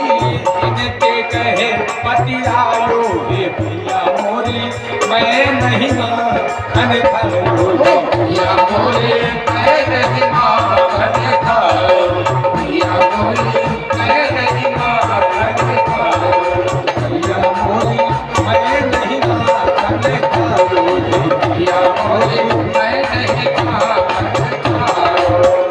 और अपनी मैया को एक धमकी भी देते हैं। मैया ने कहा मैं सब कुछ जानती हूँ, ज्यादा सफाई मत दे तू। तेरा साथी दामा आकर के सब मुझको खबर देता है, उन लोगों से खेलते समय हमारा झगड़ा हो गया है सब साथी बालकों से। ये जबरदस्ती आकर के झूठ बोल रहे हैं, कहा सब जानती, मैं सब कुछ जानती हूँ। अब कृष्ण कन्हैया लाल अपनी मैया से क्या कह रहे हैं? ये तेरे कछु, तुम्हें हमारे ऊपर भरोसा नहीं, अपने कन्हैया पर भरोसा नहीं है। मैं बतला रहा हूँ मैं झूठा हो गया, और हमारा साथी आकर के जो बतला दिया, ये गांधी जो आकर के बतला दिया, मैं तेरा बेटा हूँ। मैं कह रहा हूँ कि हमने किसी भी प्रकार से कोई ऐसा उदंड कार्य नहीं किया, कोई चोरी नहीं की, तो हमारी बातों पर विश्वास नहीं कर रही है। अब ये पराई ग्वालिनी, ये पराये हमारे ग्वाल बाल सखा जिनका झगड़ा हो गया है हमसे, इनकी बात तुम मान लिया, हमारी बात नहीं मान रही हो। जिए के रे कछु भेद उपजी है, जिए के रे कछु भेद उपजी है, जिए के रे कछु भेद उपजी है, जिए के रे कछु भेद उपजी है। जानी पराये जायो ये पिया मोरी, मैं नहीं माखन खायो, पिया मोरी मैं नहीं माखन खायो, पिया मोरी मैं नहीं माखन खायो। और अपनी मैया से कहते हैं कि मैं जान गया कि तुम मुझे मानती नहीं हो, तुमसे अच्छे नंद बाबा है, एक बार भी मुझे नहीं डांटते हैं, बार बार मुझे डांटती हो। अब रोने लगे, अब मैं तेरा बेटा नहीं कहाऊंगा, जाओ हमारा तुम्हारा संबंध काटा। भला मैं बार बार अपनी सफाई दे रहा हूं, हमारी बात नहीं मान रही हो, उन ग्वालिनी को दूसरों के घर के दूसरों की बात मान रहे हो। यह ले अपने लकुट कमरिया, यह ले अपने लकुट कमरिया, अपने लकुट कमरिया, अपने लकुटी कमरिया।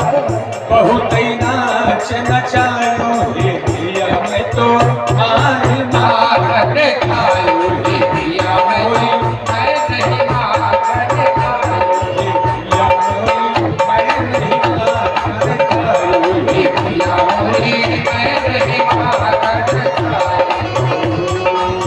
सूरदास तब बिहस जसोदा, सूरदास तब बिहस जसोदा, सूरदास तब बिहस जसोदा, सूरदास तब बिहस जसोदा।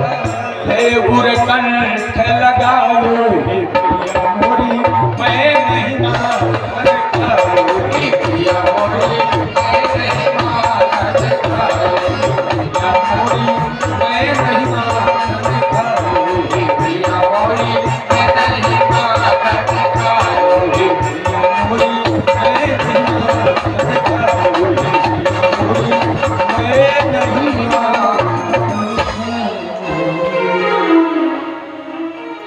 मैया ने कन्हैया को गले लगा लिया, जानने को तो सब कुछ जानती है। कन्हैया बड़ी सफाई में कहते हैं मैया, अब जब मैया ने गले लगा लिया, अब कृष्ण कन्हैया वाले समझ गए कि मैया प्रसन्न हो गई है, मतलब हमारी बातों में आ गई है। उन लोगों की उलाहना को छोड़ करके अब मैया हमारी बातों को मान लिया है, इसलिए अब कुछ बोलने का साहस हुआ। पहले तो अपनी सफाई पेश कर रहे थे, मैया नहीं मान रही थी, कहा ये लो अपना सब कुछ लकुट कमरिया, अपना मैं गैया चराने जाऊंगा। अब जब मैं घर से निकलूंगा ही नहीं, घर में ही बैठा रहूंगा दिन रात। जब तुमको हमारे ऊपर नहीं विश्वास है तो मैं घर से बाहर ही नहीं जाऊंगा। अब मैया ने बहस करके अर्थात हंसते हुए कृष्ण कन्हैया लाल को अपने गोदी में ढला था। मैया मैं जानती हूँ तू ही सच्चा है, तू सही कह रहा है, सारे ग्वाल बाल ग्वालने को मैं जानती हूँ, इनका हृदय सही नहीं है, ये तेरे पीछे पड़ गए। अब जब देखा इस तरह से प्यार दुलार करते हुए साहस बढ़ा और कहते हैं अपनी मैया से, यह पालाए अरे खुद ही मुझको, यह पालाए खुद ही मुझको, मैया रे पुकारे बुलाती है।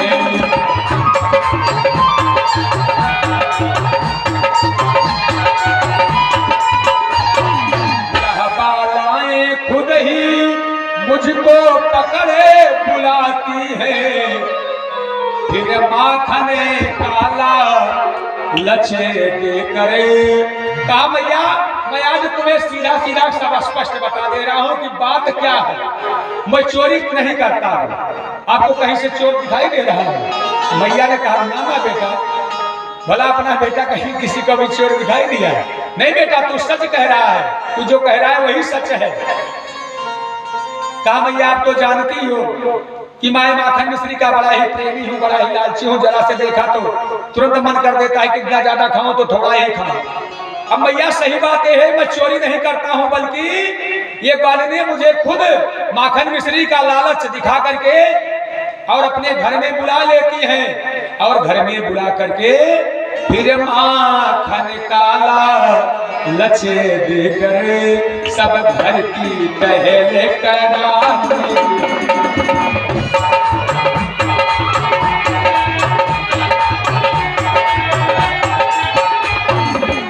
और उसके बाद इतना ही नहीं भैया, अब तो मैं लालची हूं माखन मिश्री का, फिर इनके चक्कर में चला जाता हूं घर में, और ये अपने घर का सारा जूठा मीठा बर्तन सारी टहल करवाती हैं, और अपना पैर तक ये दबवाती हैं, और कहती हैं कि जब पैर दबाओगे हमारे घर का काम करोगे तभी मैं माखन दूंगी। और जब मैं इनका पूरा काम करता हूं और उसके बदले में यदि मांगता हूं अपने परिश्रम के रूप में प्राथमिक माखन मिश्री मांगता हूं, तो हमारी पिटाई करती हैं और कहती है तुम्हारी मैया से चल करके हम उलाहना देंगे कि तुम्हारे घर में चोरी करने के लिए आया थी। मैया ये देखो हमारी ये बात सूझ आई है, इसमें दर्द हो रहा है, वहां ऊपर छीके से गिरे हैं माखन चुराते हुए खेलते हुए, और दिखा रहे हैं सफाई में। मैया जानने को सब कुछ जानती है, और मैया ने अपने गोविंद कृष्ण कन्हैया लाल को अपने मातृ स्नेह ने गले से लगा लिया। बोलिए गोविंद भगवान की, कृष्ण कन्हैया लाल की। अरे गोविंद बोलो हरि गोपाल बोलो, गोविंद बोलो हरि गोपाल बोलो, गोविंद बोलो हरि गोपाल बोलो, गोविंद बोलो हरि गोपाल बोलो, गोविंद बोलो हरि गोपाल बोलो, गोविंद बोलो हरि गोपाल बोलो,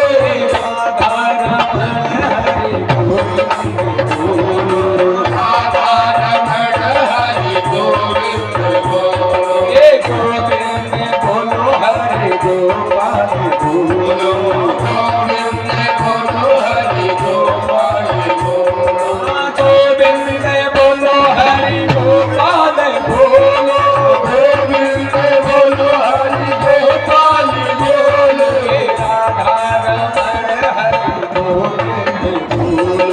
राधा रमण हरि गोविंद बोलो, राधा रमण हरि गोविंद बोलो,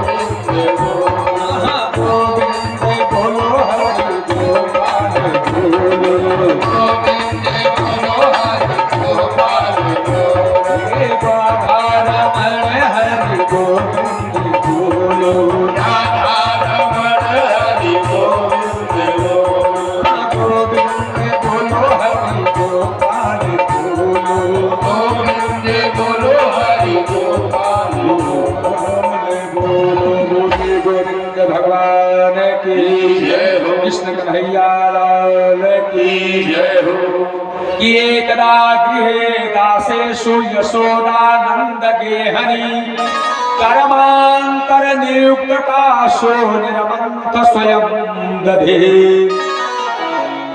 एक दिन घर की सारी नौकरानियां छुट्टी लेकर के चली गई। घर पे मैया यशोदा अकेली है, घर पे बहुत काम पड़ा है, और स्वयं मैया सब काम को निपटा रही हैं, सब निपटा रही हैं, दधी मथ रही हैं, क्योंकि आज जो घर में काम करने वाली थी वो छुट्टी पे चली गई है। इधर कृष्ण कन्हैया लाल को लगी बड़े जोरों की भूख। 2-3 बार आवाज लगाया, मैया मैया मुझे भूख लगी है, लेकिन मैया तो अपने कार्य में व्यस्त है। कृष्ण कन्हैया लाल को क्रोध आ गया कि हमसे ज्यादा प्रिय इनका ये कार्य हो गया है, इसलिए कृष्ण कन्हैया लाल नाराज होते हुए लाला भाइयो, अरे बहुत ही रोषा लाला भाइयो, बहुत ही रोषा थोड़ा मटे का दानव रोषा, थोड़ा मटे का दानव रोषा। सारा दूध दही दही का मटका सब फोड़ डाला है, सब एक में मिला दिया और काम ज्यादा बढ़ा दिया, फैला दिया कि लो करो अपना आप काम। ये काम हमसे ज्यादा हो गया, हमें यहाँ भूख लगी है और ये घर का सब काम है सहेजने में लगी है। चलो अब देखता हूँ। ये सब एक कर दिया, सारा घर में, पूरे घर में फैला दिया। माखन, दूध, दही सब मटके को फोड़ करके इधर उधर सब फैला दिया। चलो काम और बढ़ गए हैं। और जब मैया यशोदा ने देखा, कहा कन्हैया अब ये तेरी दुष्टता दिन प्रतिदिन बढ़ती जा रही है, आज मैं तेरी पिटाई करूंगी,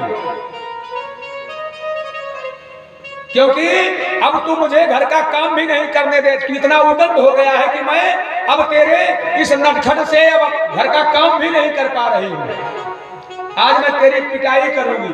और डंडा लेकर के मैया ने दौड़ा लिया कृष्ण कन्हैया लाल को। अब आगे आगे कृष्ण कन्हैया लाल, पीछे पीछे मैया दौड़ रही है। अर्थात परमात्मा के पीछे यह आत्मा दौड़ रही है।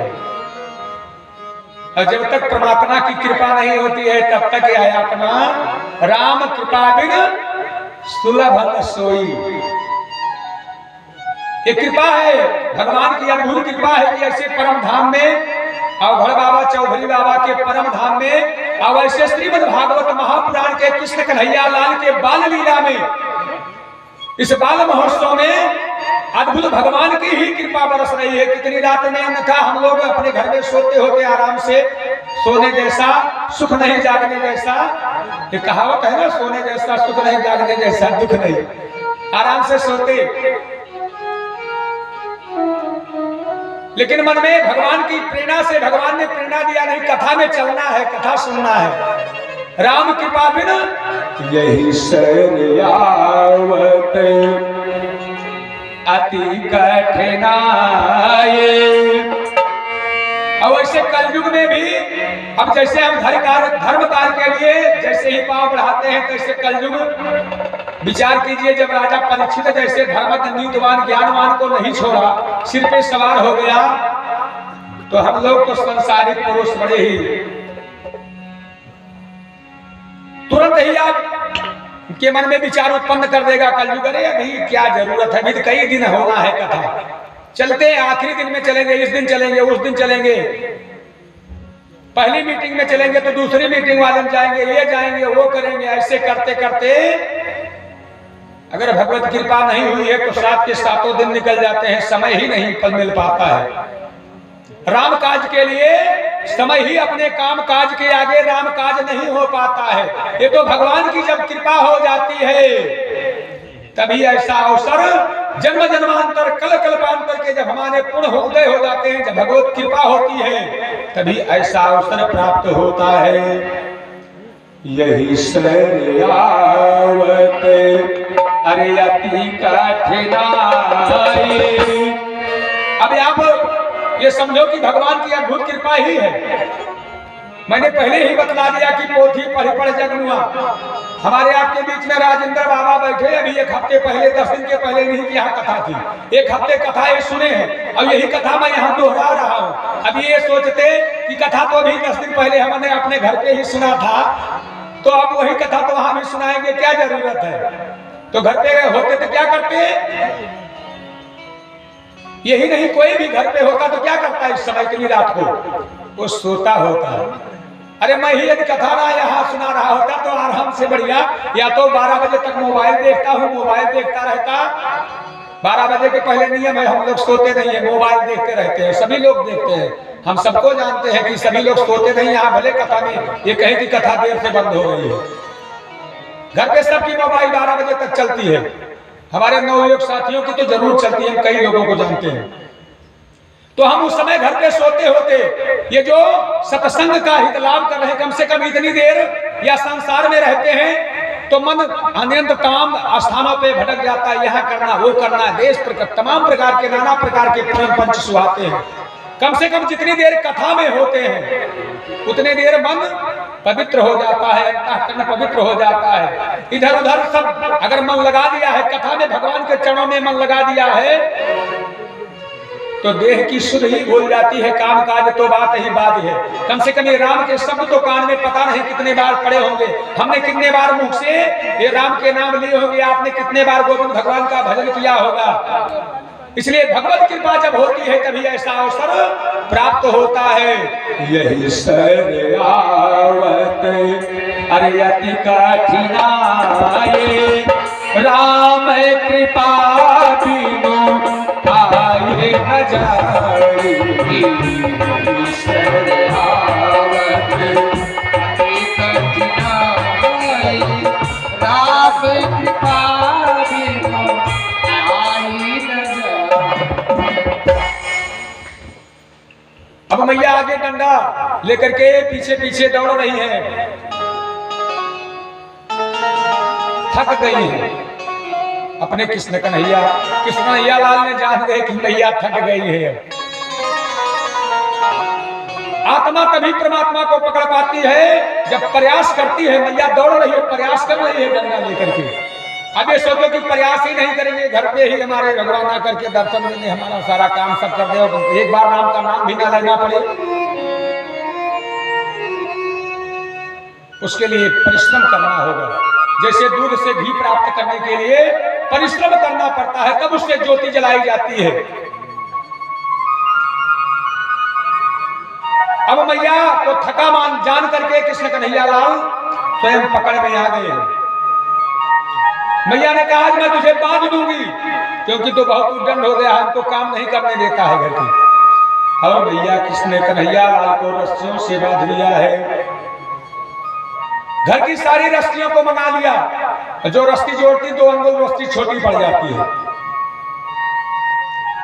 यही परमात्मा और आत्मा के अंदर का भेद है। अर्थात भगवान भी 6 वस्तुओं को अपने अधिकार में लिए हैं, और बाकी का सारा जैसे भगवान का स्वरूप है वैसे हम और आप का स्वरूप है। भगवान कृष्ण कन्हैया लाल इस धाम पर 2 पैर 2 हाथ 2 आंखें 2 कान 2 ये नाक जैसे हम लोगों का स्वरूप है, ऐसे स्वरूप में ही अपना यहाँ पर लीला किया है। अंतर क्या है? भगवान ने 6 अधिकार अपने हाथ में लिया और बाकी सारा का सारा अधिकार हमारे और आपके हाथ में दे दिया है। हानि लाभ जीवन मरण जस अपजस विधि हाथ है। इसलिए हम नर हैं और वो नारायण है। अब मैया ने रस्सी से बांध दिया है और फिर रस्सी से बांध करके घर में ये पहले धान कूटने वाला उखल हुआ करता था, उसी उखल में ले जा करके कृष्ण कन्हैया लाल को एक छोर रस्सी का उखल में बांध दिया और एक छोर कृष्ण कन्हैया लाल के कमर में बांध दिया।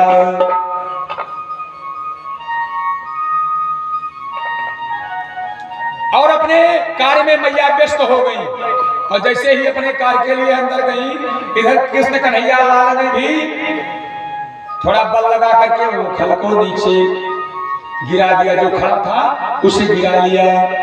अब वो मानो जैसे गाड़ी का पहिया उखल जो होता है उसके बीच में इधर उधर करने के लिए पकड़ने के लिए उसमें बना रहता था दोस्तों। अब वो मानो गाड़ी का पहिया बन गया। अब धीरे धीरे करते हुए कृष्ण कन्हैया लाल घर के आंगन में पहुंच गए। नंद यशोदा के आंगन में 2 यमला अर्जुन के 2 वृक्ष थे और ले जाकर के उखल को उसी में उन दोनों वृक्षों के नीचे से निकल गए, बीच से निकल गए। और वह उखल जो बड़ा था, ये पतले थे, बीच से तो निकल गए। वो दोनों पेड़ बराबर बराबर में खड़े थे, बस थोड़ा सा फासला था दोनों पेड़ों के बीच में। अब ये तो पतले थे, आगे निकल गए, लेकिन उखल ये बड़ा था, चौड़ा था, जा करके उसमें फंस गया। कृष्ण कन्हैया लाल ने थोड़ा जोर लगाया और जैसे ही जोर लगाया तैसे ही वो जो दोनों अमला अर्जुन के वृक्ष हैं बड़े जोर भयानक शब्द करते हुए गिर पड़े। अब उनके गिरते ही, वो दोनों वृक्षों के गिरते ही दो दिव्य पुरुष निकले हैं।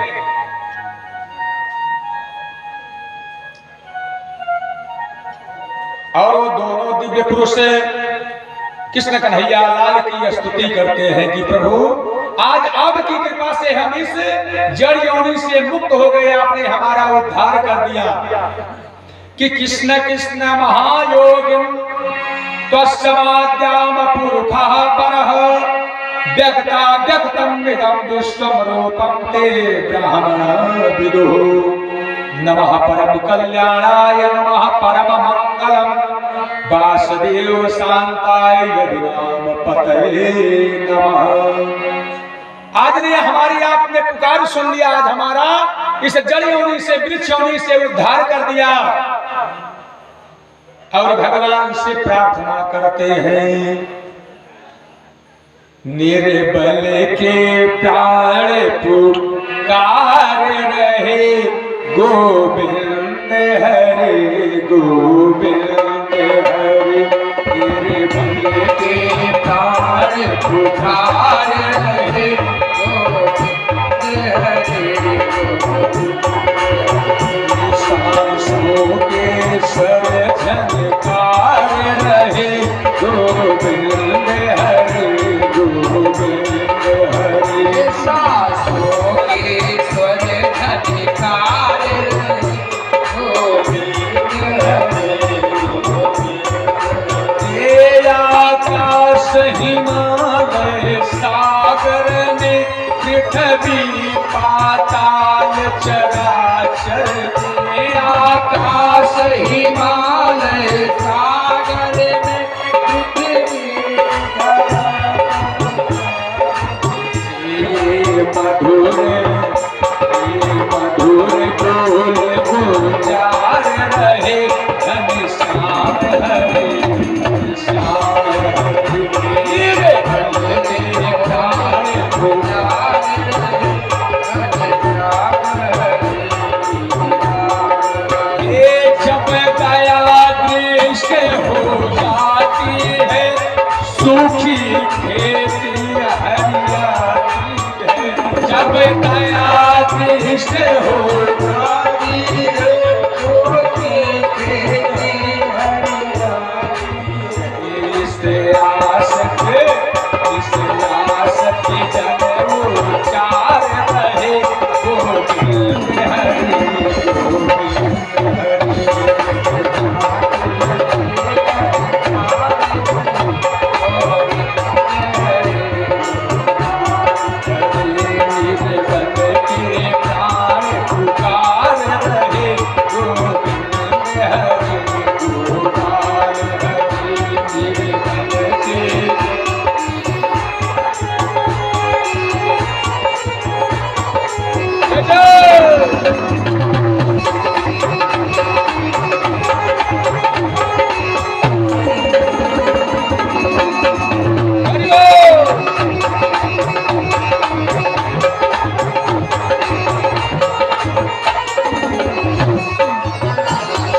दुख की है परवाह नहीं, भय है विश्वास न जाए कहीं।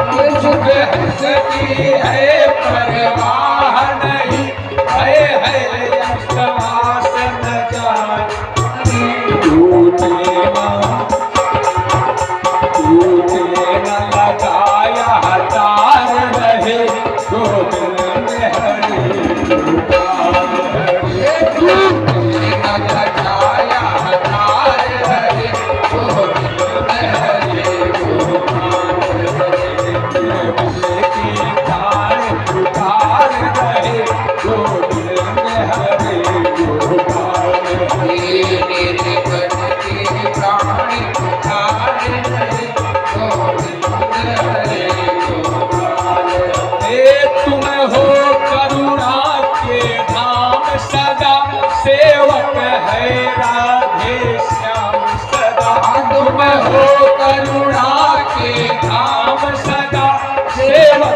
रहे राधे से इतना तो ही विचार रहे गोविंद हरे बस इतना हरे हरे गोविंद हरे गोपाल हरे दिल की खान उधार रहे गोविंद हरे गोपाल दिल की खान उधार रहे गोविंद हरे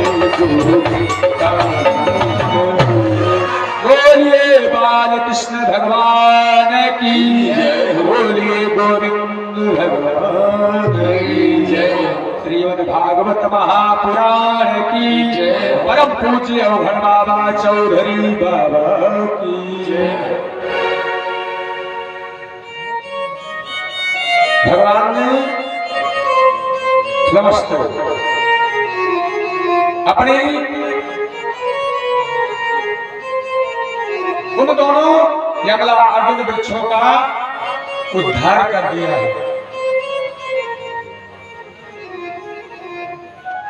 अब समय को देखते हुए यहीं पर कथा को विराम करते हुए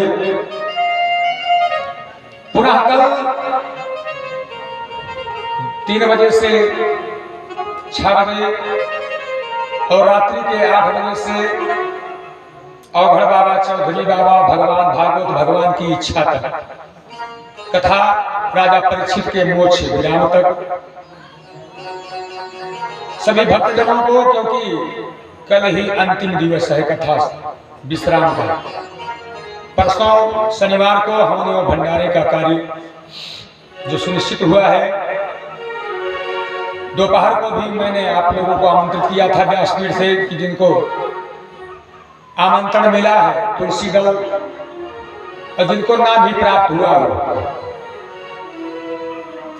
वह सभी से लाउड स्पीकर माइक की ध्वनि अर्थात व्यासपीठ से सभी भक्तजन जो हवन करना चाहें उस शनिवार को अपनी हवन सामग्री के साथ में जो दिन के 10 बजे से पूजनोपरांत सुबह पूजन 8 बजे से पूजन का कर्म प्रारंभ होता है, 2 घंटे पूजन होता है 10 बजे तक। 10 बजे के बाद यह हवन प्रारंभ हो जाएगी और सायंकाल 5 बजे से भंडारे का आयोजन हुआ है। सभी के लिए, महिलाओं माताओं बहनों के लिए, भाइयों सभी भक्तों के लिए, सबके लिए व्यवस्था है। आप जनों के लिए अलग व्यवस्था है, आप जनों के लिए अलग व्यवस्था है। इसलिए इस लाउड स्पीकर माइक की धुन की आवाज को सब अपना आमंत्रण अपना निमंत्रण मानते हुए परसों जो हवन करना चाहते हो और इसमें अब की बार में यजमान अलग अलग प्रतिदिन यजमान हुआ करते हैं। आप लोग जो जो पूजन कराए हैं सब लोग जानते हैं, उनको तो अवश्य आना ही आना है हवन में। जो जो पूजन करा चुके हैं उनको तो अवश्य हवन करना ही करना है। बाकी और जो भी हवन की अभिलाषा रखता हो, हवन करके पुण्य प्राप्त करना चाहता हो, वह इस हवन में 10 बजे अपनी हवन सामग्री के साथ उपस्थित और सायंकाल 5 बजे भागवत भगवान अवघड़ बाबा चौधरी बाबा के इससे महा भंडारा भोज प्रसाद ग्रहण हेतु सभी भक्त गण आमंत्रित हैं। कल ही कथा का शेष विश्राम दिवस है। हम यह चाहेंगे कि कल सभी भक्तगण और हमारे ये सत्यम भैया आचार्य जी बतला रहे थे कि इसका ये विधान होता है जो ये अपने साथ एक किसी को और प्रेरणा करके लाता है तो स्वयं का तो फल मिलता ही है, लेकिन उसका भी फल वो प्राप्त करता है, आधा उसको मिल जाता है। अगर किसी को आप कथा सुनने के लिए प्रेरणा देकर के ले आए, चलो कथा में, अब अगर आपके प्रेरणा से वो आ गया यहाँ पे तो आपको तो पूरा मिलेगा, लेकिन आपके यदि प्रेरणा से आया है तो आधा उसका भी फल आपको मिल जाता है। तो आप भी आइए और जनों को भी लाइए। कहना है कि अंत भला सब भला। जो आज तक भी ना आ पाए हो, अभी तक ना आ पाए हो, वो कल की कथा में अवश्य सम्मिलित हो जाए, क्योंकि जो अंतिम कथा में सम्मिलित होता है उसको मानो 7 दिनों का फल प्राप्त हो जाता है। जन्म जन्म मुनि जतन कराही और अंत राम का है आवत नाही। अगर मान लीजिए जीवन भर राम का नाम नहीं आपने लिया है और अगर कहीं भूल से भी मरते समय आपने राम का नाम ले लिया तो भी प्राणी का कल्याण हो जाता है। लेकिन अभ्यस्त अगर आप पहले से बनाए रहेंगे तभी मरते समय निकलेगा, अन्यथा अगर आप अभ्यस्त संसार में है तो ये संसार ही प्रपंच सुहाएगा। और यह कथा अवघड़ बाबा चौधरी बाबा की प्रेरणा के द्वारा हो रही है। आप और सभी भक्तजनों के सहयोग से यथा सहयोग राशि के द्वारा आप के सहयोग के द्वारा या भंडारा आपके ही सहयोग के द्वारा ये सारी व्यवस्थाएं चल रही हैं सुचारू रूप से। तो जो भक्तगण इस पुनीत कार्य में अपना अंशदान भंडारे के लिए कथा के लिए जो भी कुछ है भागवत भगवान की श्रद्धा के लिए जिसके पास जो भी कुछ है व्यवस्थाएं हैं या जो देना चाहता हो, किसी के ऊपर कोई दबाव नहीं है कि आपको ये देना है, आपको इतना देना है, उतना देना है। इसमें जो आपकी स्वेच्छा हो, क्योंकि दान की कोई सीमा नहीं बतलाई गई है। दान थोड़े से भी होता, दान ज्यादा से भी होता है। जितना अपना सामर्थ्य हो, जितने अपनी पास शक्ति हो, वह आप इस भागवत भगवान की पावन कथा, इस पावन भंडारे के लिए अपना यथाथा सहयोग कर सकते हैं। सहयोग की जो आपकी राशि है वह कल दोपहर की कथा में आपके नाम की, क्योंकि कई लोगों से हमको शिकायत मिली कि आपने नाम नहीं बतलाया, हमारा वहाँ पता नहीं लिखा गया कि नहीं लिखा गया। हमने कहा चलो कल अंतिम दिवस होगा, दोपहर की कथा में और रात्रि की कथा में अगर अवसर मिल गया। और कल रात्रि में ही कृष्ण कन्हैया लाल के जो परम मंगल अर्थात कृष्ण कन्हैया लाल का जन्मोत्सव सुदामा चरित्र, जिसके लिए बाहर से हमारे कलाकार बंधु चल करके आएंगे, वो आपको सुदामा चरित्र और बाकी उनसे जो भी कुछ बन पड़ेगा अपनी कला का प्रदर्शन यहाँ करेंगे। कृष्ण और रुक्मणी का भी परम मंगल गाजे बाजे के साथ में जैसे विवाह उत्सव होता है, ऐसे हम लोग धूमधाम से, क्योंकि जीवन में कहाँ बार बार ये अवसर आता है, कल हम रहे कि ना रहे, आज की देखा जाए। तो बड़े भव्य उत्सव के साथ कल विवाह में सम्मिलित होना है। विवाह में जो आप लोग कुछ मान लीजिए जैसे गांव देश में विवाह में सम्मिलित होते हैं, अगर कोई सम्मिलित होना चाहे तो इसमें यह भी नहीं है, नहीं तो आप लोग ये समझो कि उसमें कुछ लेके चलना है तभी चलना है कथा में, नहीं तो आज ऐसे कैसे जाएं, कुछ ऐसा भी नहीं है। अगर आपकी श्रद्धा है तो आप जो भी कुछ अपना बर्तन है, मान लीजिए कोई श्रृंगार है, कोई जिसकी श्रद्धा बनती है कुछ अगर करने की तो वो कर सकता है, अन्यथा दर्शन तो उसको हम सभी कर सकते हैं। क्योंकि भगवान पत्र और पुष्प पर रही कृपा कर देने वाले हैं। तो कल सुंदर झांकियों के साथ कृष्ण और रुक्मणी का सुंदर परम मंगल विवाह चरित्र, यो सुदामा झांकी के ही माध्यम से बाहर के आए हुए कलाकार के द्वारा सुदामा चरित्र का सुंदर वर्णन, यो राजा परीक्षित को मोक्ष करा करके इस कथा का समापन और परसों हवनियों भंडारे का शुभ सुंदर आयोजन के लिए सभी को सादर इस व्यासपीठ से आमंत्रित करते हैं। कथा को यहीं पर विश्राम करते हुए समस्त भक्तगण भागवत भगवान की आरती सेवा के लिए अपने अपने यथास्थान पर खड़े हो गए। बोलिए गोविंद भगवान की जय हो, कृष्ण कन्हैया लाल की जय हो। और सब भक्तजन व्यासपीठ के थोड़ा नजदीक आ जाएंगे और बारी बारी से 4-4 बार आरती आप लोग घुमा करके और एक दूसरे भक्त को देते रहे, जिससे सुचारू रूप से सबको आरती आसानी से हो जाए। खींचातानी आप लोग करते हैं, इसलिए 4 थाली में आरती लगवा दिए गए। ये बारी बारी से 4 बार घुमाना है, 4 बार घुमाने के बाद आप एक दूसरे को देते रहे। हरि ओम चंद्रमा मनसो